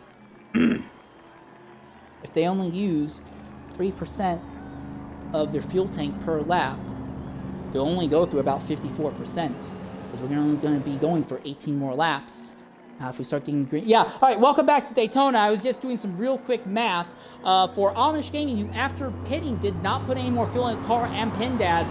Both of them are a little bit above 60%. If they only are using 3% of fuel for every lap under green, and we stay green to the end, they'll be good. Those should have about 6% left in the tank. Now, if they start using more than that, if the number starts getting to 3.4, 3.5%, I don't know if Pendaz or Amish can make it to the end on fuel. Everyone else here should be good on fuel. Your leader is Tactical Fallout, but I do imagine there's going to be a little bit of looking around at Tactical as he gave Dino the most unholiest of shoves going into turn 1 right in front of the entire field. I am so shocked that he did not go airborne like Michael McDowell did in last August. But the entire field is doubled up. Somehow, all 12 of the drivers still running are still all on the lead lap as we are coming to the green flag, and GGA Design is going to pit as the rest of the field is coming to the green flag.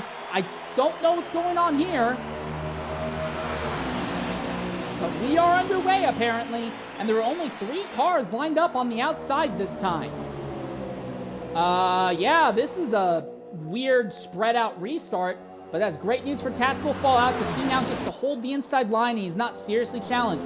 T-Man, 4-4-4-5, does have a great run on the outside, and T-Man has been very strong making these outside runs, but with no serious help behind him, I don't know how much that will work. And as I say that, the entire line is now starting to form up on the outside, trying to work with them. So GGA Design now trapped 22 seconds behind the rest of the field, and he's only going to continue to lose time. But with 18 laps left, I think he might just barely be able to stay on the lead lap to the end of this race. And if we get a yellow flag, he'll catch back up without too much issue. I have no doubt about that. Drop Meteor right behind Tactical Fallout, and on the outside is T-Man. Tactical Fallout second in points by just 3 behind, maybe, coming into this race. If he could pull off a top 3 finish today, that would put him far, far into the point lead. Right now, Dino Prime, his teammate, but also one of his 2 rivals in the championship, is about 9 points behind Tac coming into this race. He is 4th, currently 2nd of the cars on the outside line, as he is trying to give T-Man a push on the extreme outside lane. One thing I will be interested in is how many cars will actually be able to make moves and make moves confidently as the tire wear starts kicking in. Some of these drivers have not been running hards like we thought they would be. Some drivers have been running soft or medium tires. It does mean that you can be a little bit more aggressive as the tires are fresh, but as the tires fall off, that gets harder and harder to do. It does look like Forza Man and Fire Guy have fallen off the back of the grid, so there's roughly a 9-car breakaway at the head of the field right now. Tactical Fallout and T-Man lead this 9-car pack at the head of the field. Amish Gaming is in 9th. He has been the fastest driver all day. He has led more laps, but he has gotten wrecked a 2nd time and got sent to the back, and Amish may need to be looking to save fuel. Same with Pendaz, who runs just ahead of him in 8th position. So 2 of our most aggressive and fastest people all day caught at the back of this pack, trying to figure out a way to move forward. Also may need to figure out a way to save fuel if we go green to the end, or if we have a whole lot of green-white checkered overdrives. Drop Meteor, the 87 is tucked up behind Tactical Fallout. The inside line seems a little bit more stable than what we've seen before. The outside line seems to have a little bit more competent drivers, but Dino Prime is struggling, having a good push with T-Man to get that number 10 car ahead of the number 4 machine. Amish is on the outside for right now. Pendaz is on the inside. But again, when it comes to this championship fight, it is your 1st and currently 5th place drivers, Tac and Dino. Those are the ones you have to look for. Tac won the season opening Daytona race, and there is Amish making it 3 wide as he gets to the inside of Packerman, and he goes by. So already, Amish Gaming is making his way back up the field now. He is 3rd on the outside line, looking for a way to get by Dino. He does not care about your championship fights. He just wants these positions. He now looks to the inside of Dino, but the momentum is not there. Tactical Fallout is having trouble keeping T-Man behind now that Amish is 3rd in line. The outside line is a lot tighter, but it's not any better organized. It's just tighter, which means that Dino, or if T-Man slide out of line, you will see Amish Gaming go right by. Amish might be stuck in the middle of the pack, but right now he is making more moves than anyone else. I think he could make this work. Less than 15 laps to go at this stage of the event. it does look like Packerman is starting to lose the back of this field just a little bit. Tactical Fallout is leading right now. The 87 of Fraught Meteor is the one who is near loyally pushed to his rear bumper. At the line, T-Man pulls up alongside, neck and neck. Tac barely has the bumper ahead at the line. Boy, if we had a camera right pointed perfectly at the start-finish line, I'm sure that would really be getting a workout when it came to classifying who actually led at the line. But this far, it looks like Tactical Fallout on the inside has it pretty well covered. T-Man on the outside gets another push by Dino Prime. Dino is being pushed as well by Amish Gaming. T-Man's got the car about a bumper ahead, maybe even a third of the way ahead, maybe even halfway ahead as they come into turn 3. But again, they get into the corner and the outside line starts breaking apart. There are 4 cars on the outside line now. It looks like Packerman has caught the rear of the grid just enough that he can hold on to the draft of the back of the grid. His car may have a decisive impact on deciding if the outside line can actually finally triumph over the inside line here.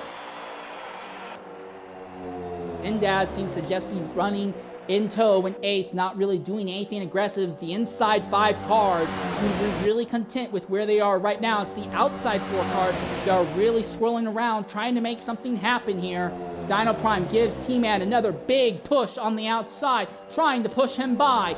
Dead heat. Now they go into turn 3. Again, T-Man has the car about 3/4 of the way ahead. But again, once they get into the corner, the inside line starts pulling ahead because the inside line is simply the fastest way around.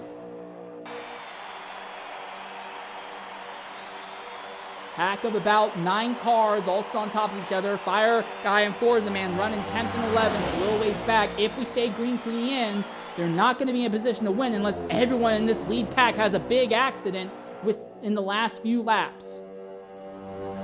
When they get to the line, there will be 11 laps to go.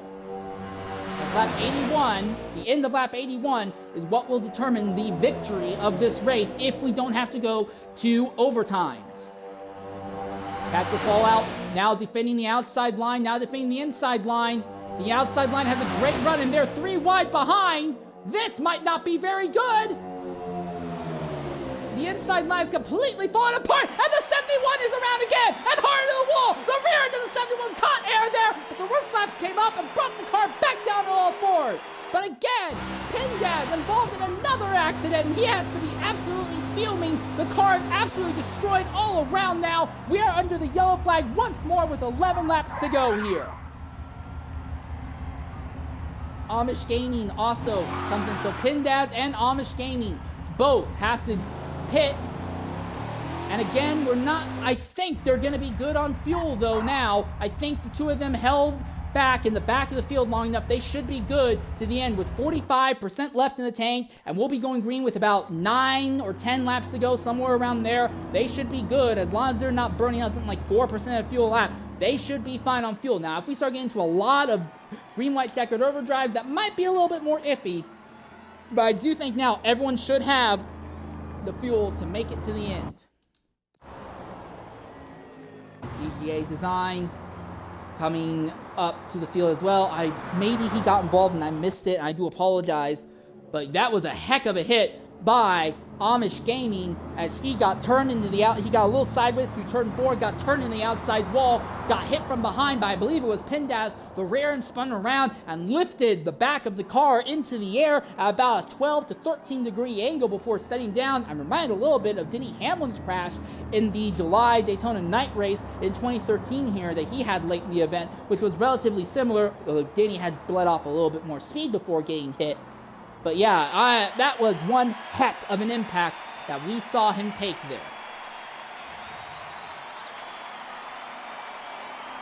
Amish Gaming still at the back of the field, and it looks like we may have Packerman is going to come into the pits this time by. He is the only driver in the field who is paid, so he also took damage in the impact, so maybe it was him who hit Amish, but he will come into the pits now and repair his car.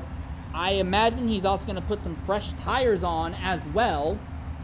Maybe some fresh sauce so he can chop it up a little bit more aggressively with the rest of the field, but this will cycle him to the rear of the grid. But it is Tactical Fallout who is back at the head of the field. For most of this day, it had been Amish Gaming who had been the dominant force, and we saw Maybe Racing early on fighting with them. But now it is Tactical Fallout who was second in points coming into this race, just 3 points out from Amish. It's looking very good for Tactical. We are basically guaranteed that doesn't matter what happens, Tactical is going to leave this race either tied with maybe or ahead of him. He just wants to finish as high as possible to maximize, and I'm sure there's a little bit of an ego trip there if he can go and sweep the Daytona races. But T-Man is second, and he has made the outside line work fantastically through the majority of the race. The entire field has just about all gathered up. No, the entire field has gathered all back up. So we'll go green with 9 laps to go. And again, no one should have to worry about fuel unless we have a lot of green white checker overdrives. If we have to utilize all of your DWCs, Pindaz and Amish Gaming may have to worry about fuel, but otherwise fuel will not be a concern. In the end, it's just going to be where are you positioned as we come to this restart. I have lost track of how many accidents we've had and how many yellow flags we are. I think our longest green flag run has been 10, maybe 11 laps. We've had a lot of short runs. I think we have just barely got more green flag laps than yellow flags laps at this stage of the race as well. That has been a really, really interesting race with lots of twists and turns, and the man who I thought was going to dominate most of the day, the guy who I thought was going to win this, Amish Gaming, last, 12th. He has 9 laps to try and go from 12th to 1st. Dale Sr. did it once. Can he do it? Well, as they come through the restart zone, T-Man leads the outside, does not have the greatest restart. Tactical Fallout has no problem, though, immediately holds the top spot. The thing is, we've seen this happen so many times, and then that outside line gets their stuff together, and the driver leading the outside line gets a huge run, and they can be dead even, if not outright ahead, as they go down the back straightaway. T-Man has no drafting help. The outside line is completely frayed apart, but T-Man has a run already coming out of Speedway Turn 2. Drag race, side by side. Tactical Fallout goes wide, and now the Arizona IC car gets to the inside. T-Man pinches Tack back down. That was probably for Tack's own good. That Arizona machine almost got alongside, make 3 wide for a lead going into 3. But Tack holds the top spot now. Tactical Fallout leads. Fraught Meteor second. Dino Prime third. Dino has got to be really frustrated with this because Dino is well behind Tack in the points. He needs to get ahead of Tack if he wants a serious shot at this championship, and that's just not happening right now. Tactical Fallout holds station at the lead. T-Man, though, is leading the outside line. His car is near completely cleared the number 4 by the time they got into turn 1. But now we have to stop worrying about turn 1 and start worrying about the start-finish line. It is 8 laps to go right now. Tack leads. T-Man on the outside. The leaders of your inside and outside line seem to be the 2 drivers that will be fighting this out to the end. A little bit of contact between the 2 of them as all the cars across the field are getting really squirrely around here right now. Tack had a little bit more momentum, a little bit clearer going in, and they're 3 wide now, farther back. That's going to kill the outside line momentum as the Koenigsegg machine, the Koenigsegg Toyota, hits the outside wall. He's going to slide back. I don't think he's taking any damage, but he is causing a lot of unnecessary fighting near the middle of this pack, which is going to have a knock-on effect on how stable these lines are behind our leaders. T-Man holds station, though, and Fraught Meteor is going to hold station behind Tactical Fallout, so they're still side by side for our top 2 positions. Huge impact farther back, though. That's Dino Prime. That's Pindaz involved. And Packerman. Incredibly huge damage to Pindaz's machine. For Dino Prime, everything is totaled on his car. And for Packerman, he's also very heavily damaged. And that happened with 7 laps to go, and we are under the yellow flag once again. This does cycle Amish Gaming up into 9th, but still, he's going to have barely a handful of laps to try and rush to the front here. He's got the speed, he's got the car, he's got the ability. I don't think he's got the time. Does anyone else elect to come and pit under this yellow flag?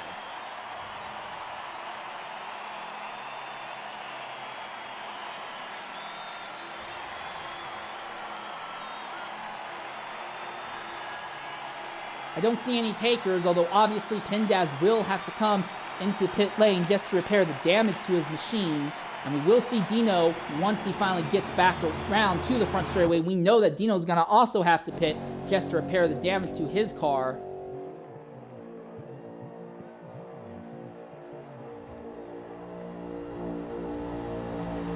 But it is Tactical Fallout and T-Man at the head of the grid. And for Tack, this is fantastic for his championship fight. Maybe racing out of the race. Dino Prime now cycled to the rear of the grid. And Tack at the lead, and this top spot has been by far the strongest position to be in all day long. He is on the verge of going back-to-back at Daytona, sweeping Daytona oval races here in IFEA's NASCAR series. Again, this is not the end of the season. There will still be 3 more races later on, and if things work out, I might be able to sneak in and do broadcasting for the season finale in a few weeks' time. But for right now, our focus is winning this race. Tack with Dino now at the back of the grid, and we'll be struggling, obviously, to try and make something happen here. Tack, I think, is in a great position. As long as he doesn't get turned out of the lead of this race, he should be fine.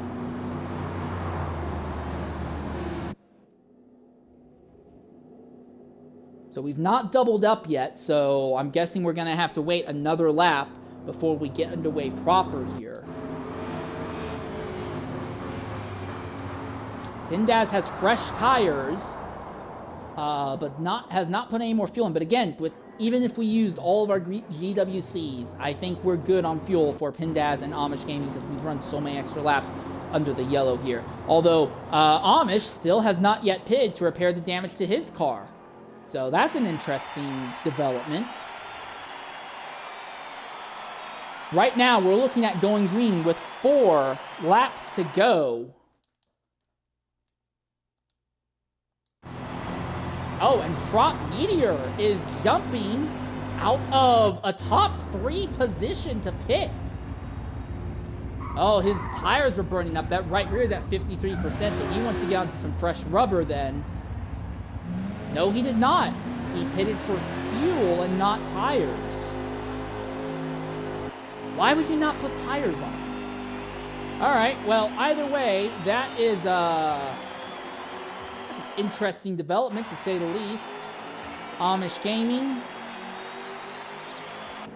He also did not put fresh... Why would you not put fresh tires on? If you're going to pit and go to the back, you might as well put fresh tires on like Packerman did, so that way you have some nice softs so you can really be aggressive and cut your way through the field with. I'm not sure why these drivers are not going ahead and putting some soft tires on just so they can be a lot more aggressive going from lane to lane, trying to make some moves. They're only going to have 4 laps anyway. So it's Tactical Fallout and T-Man. And more than likely, these will be the 2 leading the grid once again. T-Man has been a hero of the outside line. One of the drivers that kept Amish honest when Amish was leading on the inside. And now he's trying to keep Tactical Fallout honest. Tac qualified midfield was mostly invisible for the first half of this race. But as this has gone on, well, it's taken some very aggressive moves and very aggressive shoves, which have caused 2 significant accidents. He has cycled his way up to the head of the field now. T-Man is going to be pushed by Fire Guy. Tactical Fallout is going to be pushed by Kneesmorphed. Forza Man. R8 on the inside of 3, and I believe that is Front Meteor, who is going to end up cycling back up to 6, and he'll have fuel, but again, not fresh tires, and that really is what confuses me. Coming to the green flag. Tactical Fallout. Inside. T-Man outside. 4 laps to go here at Daytona. Who's got the Firecracker 200? T-Man had a much better restart this time than last time. This could be huge. Does this mean he'll have the momentum to try and clear Tactical Fallout by the time they get into turn 3? They're in a dead heat as they come into turn 1 this time. T-Man does not have anyone directly tucked up behind him, but he is maintaining speed with the inside line. For the moment, he could get a humongous shove down the back straightaway. Or not. No, it does not look like it. T-Man does not have help coming with enough time, with enough speed. They will be almost dead even, but T-Man wants to be clear of Tack by the time they get into the corner. He is not clear. It may be a drag race between these 2 to the end of this. 3 cars outside, almost everyone else trapped on the inside now. And Tactical Fallout opens up the gap just a little bit. I have to wonder, is Tactical going to get aggressive? Is he going to start trying to block the outside line coming out of turn 4 in some of these runs? T-Man led up the line that time. It is 3 to go. 7.5 miles left, potentially, to the end of the Firecracker 200. Tactical Fallout inside, still holding a nice steady line. T-Man outside. How aggressively will Tactical swerve to try and keep T-Man behind? What about Kneesmorph? The Tactical goes wide to block the 10. Coming out of turn 4, will Kneesmorph have a run? Kneesmorph's got a run! He looks to the inside of Tack. Tack comes down and shoves him down. Blocks the position. But that let T-Man get a humongous run going into turn 3, but it's not enough. He could not clear Tactical Fallout. There's nearly 3 wide behind. They are 3 wide behind there. Almost wrecked, but it looks like the field will keep it mostly together, although they kind of fan into pieces. T-Man now does not have anyone helping him. At the line, it is going to be Tactical Fallout who leads. T-Man needs to get some help behind him. It is 2 laps to go here at Daytona. Drag race between the top 2. Coinzent Machine, the number 57, driven by Forza Man R8, pulls up behind T-Man, trying to give him a shove down the turn 2 and down the back straightaway. Tactical holds the inside line, but Neesmorph is behind, and we don't know how loyal that number 21 machine is going to be to the end of this.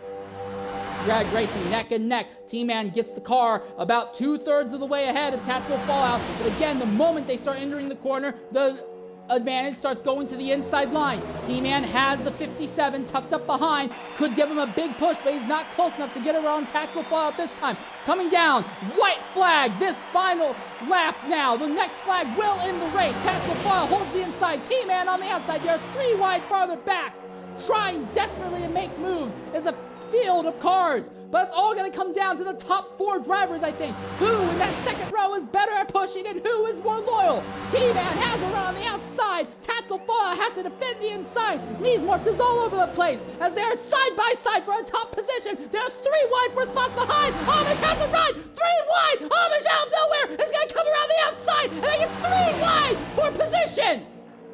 Can't hold it though, or can he? There's still 3 wide. Neck and neck and neck. Tack pulls the car ahead just a little bit as the 71 slips in the outside wall. 2 cars hard a little farther back. Tactical Fallout is going to be a drag race for a second, but Tactical Fallout is going to get turned across the line.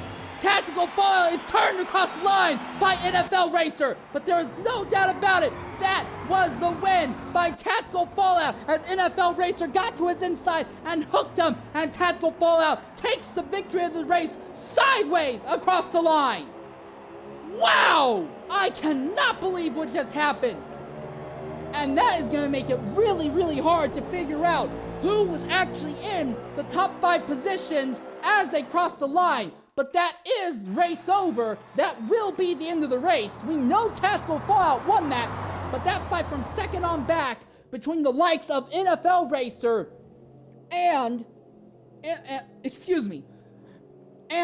Gaming and T-Man is all going to be really, really hard to tell. But that was insane. I assume that was it. I assume we were only running 81 laps. We did not have to use any of our green-white checkered overdrives. I'm assuming that that is the end of the race.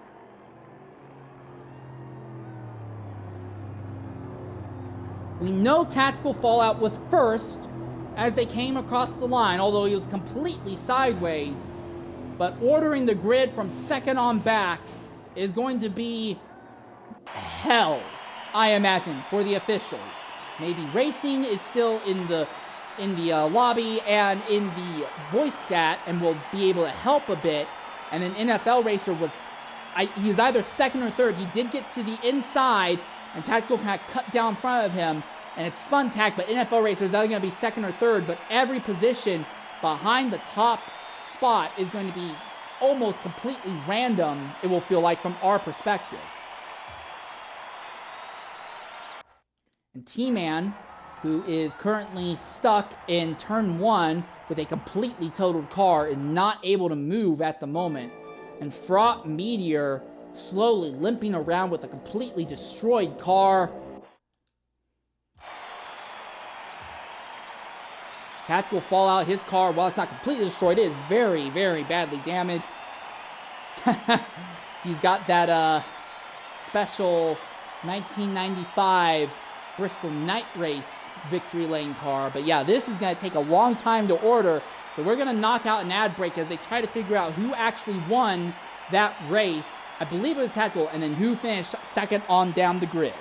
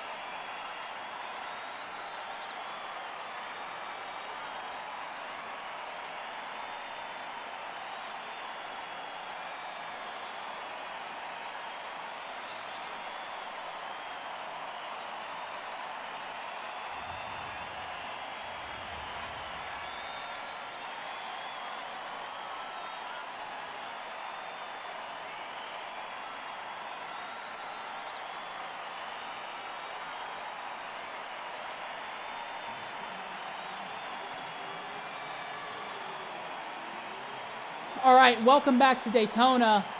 As we are still waiting what the final results are going to be after the entire field all tucked on top of each other, 3 wide for the lead going into Speedway turn 3, and then chaos broke out behind, and then chaos broke out at the head of the field as they came across the line. We have no doubt that Tactical Fallout won the race, but every position from 2nd back to 12th, no clue. We have no idea who came home from 2nd all the way back to 12th in this field.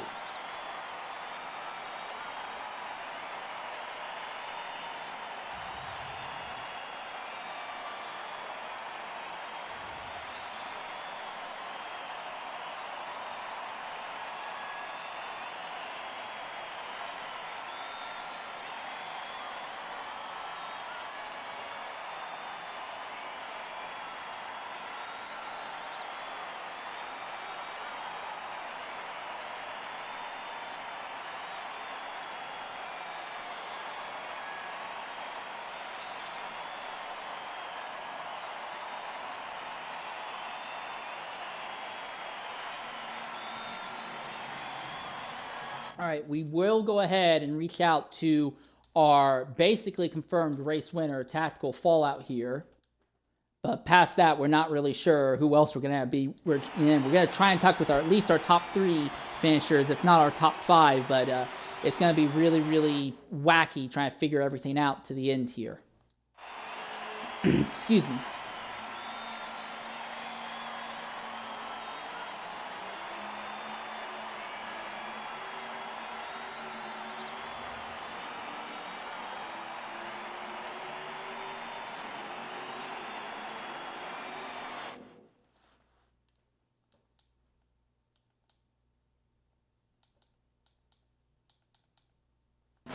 Okay. Alright, just gotta wait for Tac to get his thing swapped over. Alright, Tac, go ahead, include your audio. You might be driving the number 4 car, but you were pushing like you were the number 2 out there. Definitely gonna be a controversial one, but congratulations, you've done it. You have swept the Daytona Oval races here for IFEA's NASCAR series, and with this win, you will be launched far into the championship points lead with just 3 races left. What do you have to say about your run out there? Just absolutely impressed that I was able to pull it off twice in a row. That contact early in the race with Amish, I mean, my radar was telling me I was clear. I went down, felt the contact, and all of a sudden that pile ended up happening. I did talk with him, and he's all good on that. Didn't seem like any hard feelings there, so that was good there. But I mean, my entire goal was to just get the car up to the front and keep it in the front, and that worked last Daytona race. That worked very well last Daytona race, because I mean, we had a massive wreck going into turn 4 at the end of that race, and I got hit hard on the right side, but I was still able to keep it straight and get to the finish line, and that's how I was able to win that one. And this one, I mean, you saw what happened. Turn 4, it started piling up like crazy, and then, you know, then all hell broke loose, and all of a sudden I noticed that I get hit from the back left, and I'm sideways across the line. So all I know is this race did a very good job of almost mimicking the race that we did at Daytona. All right, absolutely outstanding run. I do have to ask about the championship fight. You were 3 points out coming into this race, which is roughly a single position with the way the points are laid out. Your title rival was leading the points, finishes dead last while you win. This gives you a massive points advantage with 3 races left. Do you think you can hold on and take home the title? I am unfortunately not going to be racing next weekend, so here's to hoping that that doesn't kill me too much. But I mean, early in the season, I mean, obviously I won the first race. I lagged out at the second race, finished second. No, I finished like 5th the third race, and I finished second the 4th race, and second again, and I think like 3rd in a different one. But I mean, I've been keeping it up top pretty good, but I have no idea if I'm going to be able to hold the championship with missing this coming weekend. Yeah, that's going to be at least a big at most a 35-point hit, but even if Amish maybe doesn't win next race, that's still going to be a massive hit. So, yeah, I guess this win really is going to be everything you need. But anyway, still, congratulations on sweeping Daytona. We look forward to seeing what you can do across the rest of the season there. Thank you. All right, I do want to reach out to GGA Design real quickly. Design, go ahead, include your audio in the Xbox party. You thought about an hour before the race, you weren't even sure if you were going to be able to run. And here you are. That was an interesting race. What do you have to say about your run out there, mate? Pretty average for me. Whether it's here running the Gen 7s on Forza Motorsport or if it's in my next gen or Xfinity leagues on iRacing, I just tend to be a wreck magnet. So it went as expected, especially near the end there. I could have done probably 8th or 9th. I'll settle with 11th. I saw the 21 get loose at a turn 3. He hooked me, then I hooked the 87, and everything just kind of got a little confusing near the end. So 11th is better than last. I'll take it. Yeah, well, still, you did show up. You will still get points, and you did. It looked like, to me at least, you seemed moderately competitive. So it was nice to see you show up, mate. 3 more races left in the season. Do you have plans to show up to any of them? Depends on my work schedule. I tend to work up until about half hour before qualifying starts. So depending on when they schedule me and how bad road conditions are, will depend on if I'm able to make it. So I will have to kind of judge based on that. But I'm hoping to make a few more. I think I've only made about 4 or 5 races this season, so definitely wanting a bit more. All right, thanks for jumping in and talking with us, mate. Now I want to go ahead and reach out to Amish Gaming. Amish, you started right at the head of the field. Dominant driver, like more laps than anyone else, but we thought you were out of I thought you were out of it with that big accident you were involved in with about 12 laps to go. Somehow going to turn 3 on the last lap, you made it 3 wide and made one last gasp for the win. What do you have to say about that race and the finish from your perspective?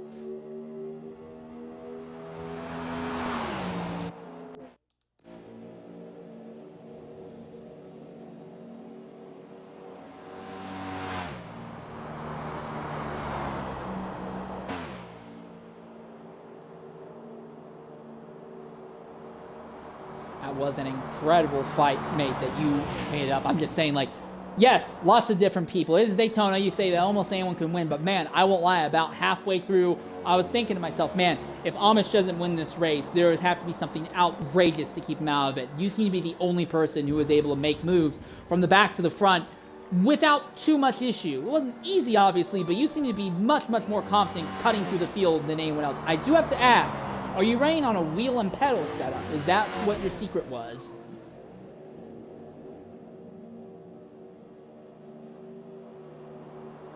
Well, I kind of figured when I saw that you were a lot more stable on holding lines, even if you were on the outside line. You were even able to restart second on... The second outside lane is just not very good on restarts. You still kept it together and went right to the front. And I saw that, I'm like, I bet that 71 driver is using the proper wheel setup. All right, so I do have to ask Amish, 3 more races left in the season. Is there any possibility we see you for the remaining 3 races?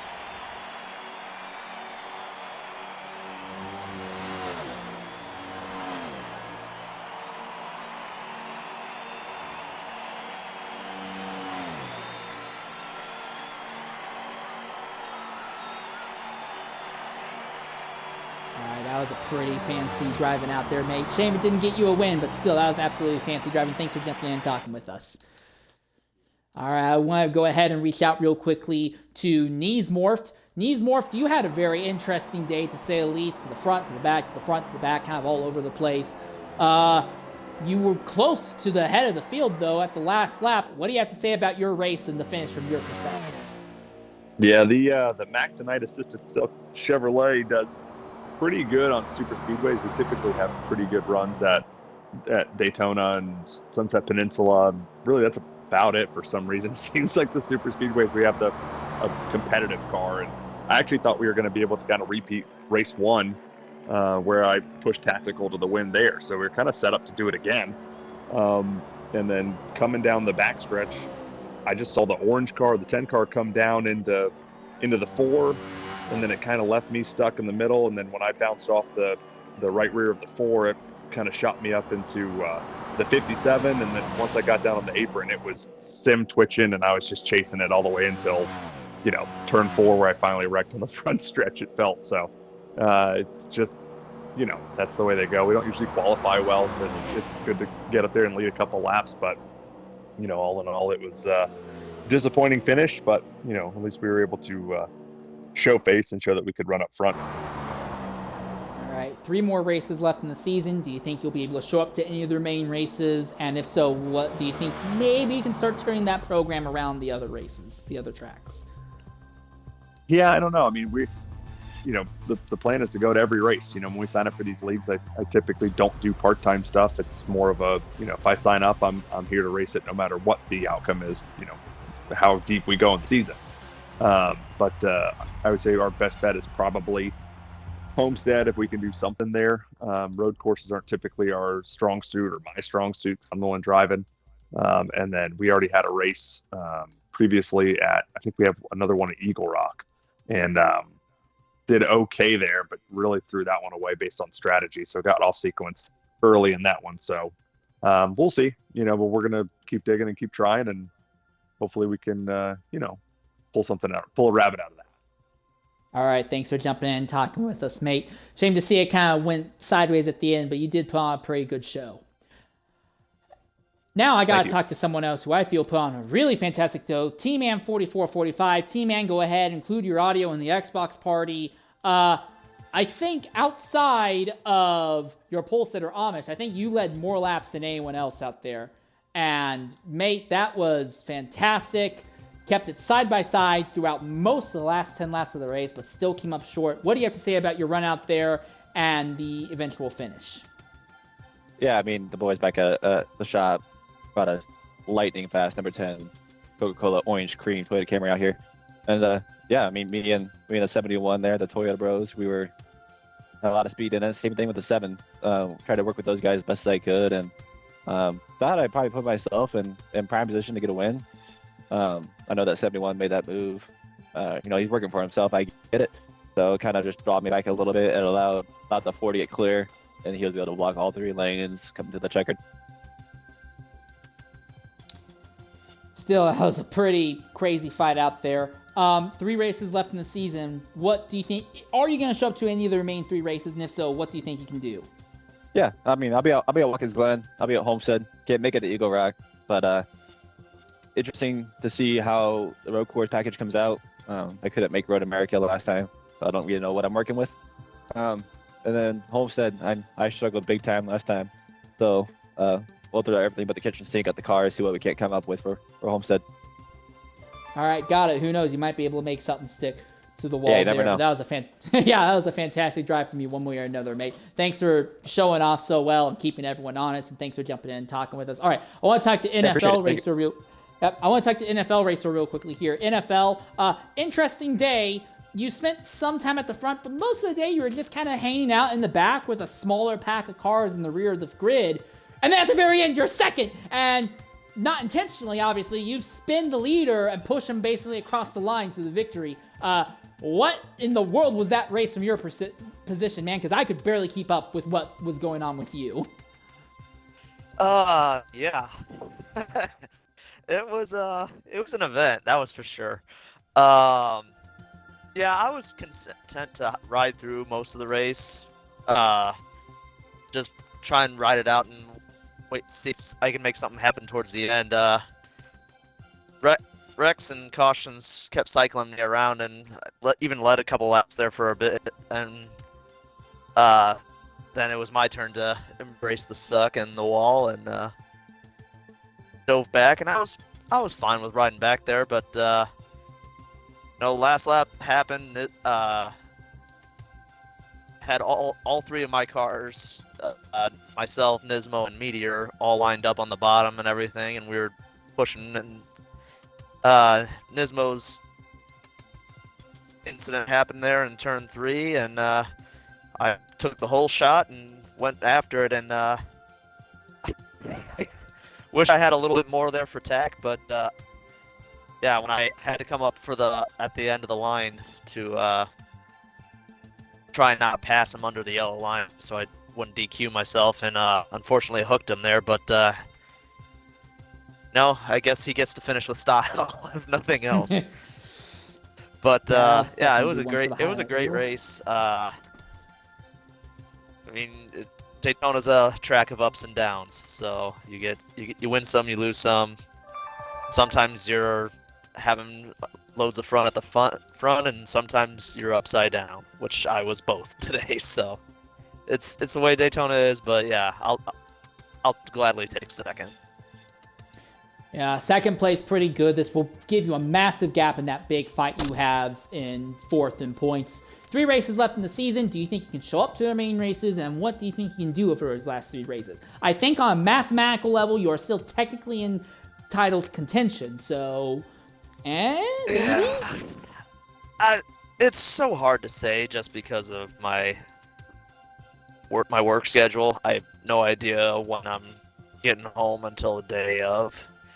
So it's very hard to say what races I'll be showing. I'd like to try and make them all, but there's no guarantee. But Eagle Rock, I had a pretty good run until my tires gave out. Homestead, I'm pretty decent at most of the time. And Watkins, I've always loved the track, so hopefully I can show up solid there, but we'll see how it all goes. But as for the title, I'm not... I don't really think I have too much of a shot, but I'm more willing to give it the old college try, and if nothing else, play spoiler. All right, we'll keep an eye on you in the future. Thanks for jumping in and talking with us. All right, we got to talk to one last person before we wrap up the broadcast here. Fire Guy 41, number 7 machine, had a lot of interesting fights up and down the entire grid today.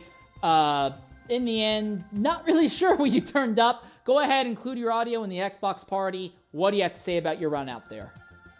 I mean, I'm really happy that we had a good time out there, you know. Just kind of bizarre way to end the race. Just, you know, going out there and then wrecking in one of the big ones and then almost getting a lap down and then somehow finishing 6th is just mind-blowing to me, but that's just Daytona, so... try to work with the Toyotas a little bit. Honestly, try to get T-Man and Amish up there for the win, but these plate races, man, they're everywhere. You don't know where you're going to end up at the end. So, I mean, I'm just happy to get my first top 10. So, yeah, honestly, awesome night. All right, yeah, this will be a fantastic run for you in points and just general performance. 3 more races left in IFEA's NASCAR season. Do you think you'll be able to show up to them? And what are your expectations if you are able to show up to any of them? Honestly, I don't know if I'm going to be able to make it up in points, but I'm going to try to make all 3 definitely next week at the Glen. I've been practicing there almost every day that I can race, so I'm hopeful that we can at least get a top 5 or maybe even a win. I'm pretty confident. I've been running good lap times and improving, so... you know, just really hopeful that me and the Toyotas, we can kind of make something work, like a strategy or something. So it's all just a big game of guessing and whoever gets to the line first, pretty much. All right, well, thanks for jumping in, talking with us. You had a good run out there, did a lot of good pushing and shoving, just kind of a shame missed out a little bit on that top 5. All right, thank you. All right, that will pretty much wrap up our broadcast in the official Discord server. They do have a unofficial final results list. These may be subject to change later, but right now this is what we think the final finishing results were. As we know, Tactical Fallout is your race winner, which should vault him way ahead in the championship points fight. Second place will be NFL Racer 4812. Third place will be TS Shoe. I'm not sure what Shoe's actual Forza name is. I do apologize for that. Fourth place would be Benedict, who we do believe is Amish Gaming.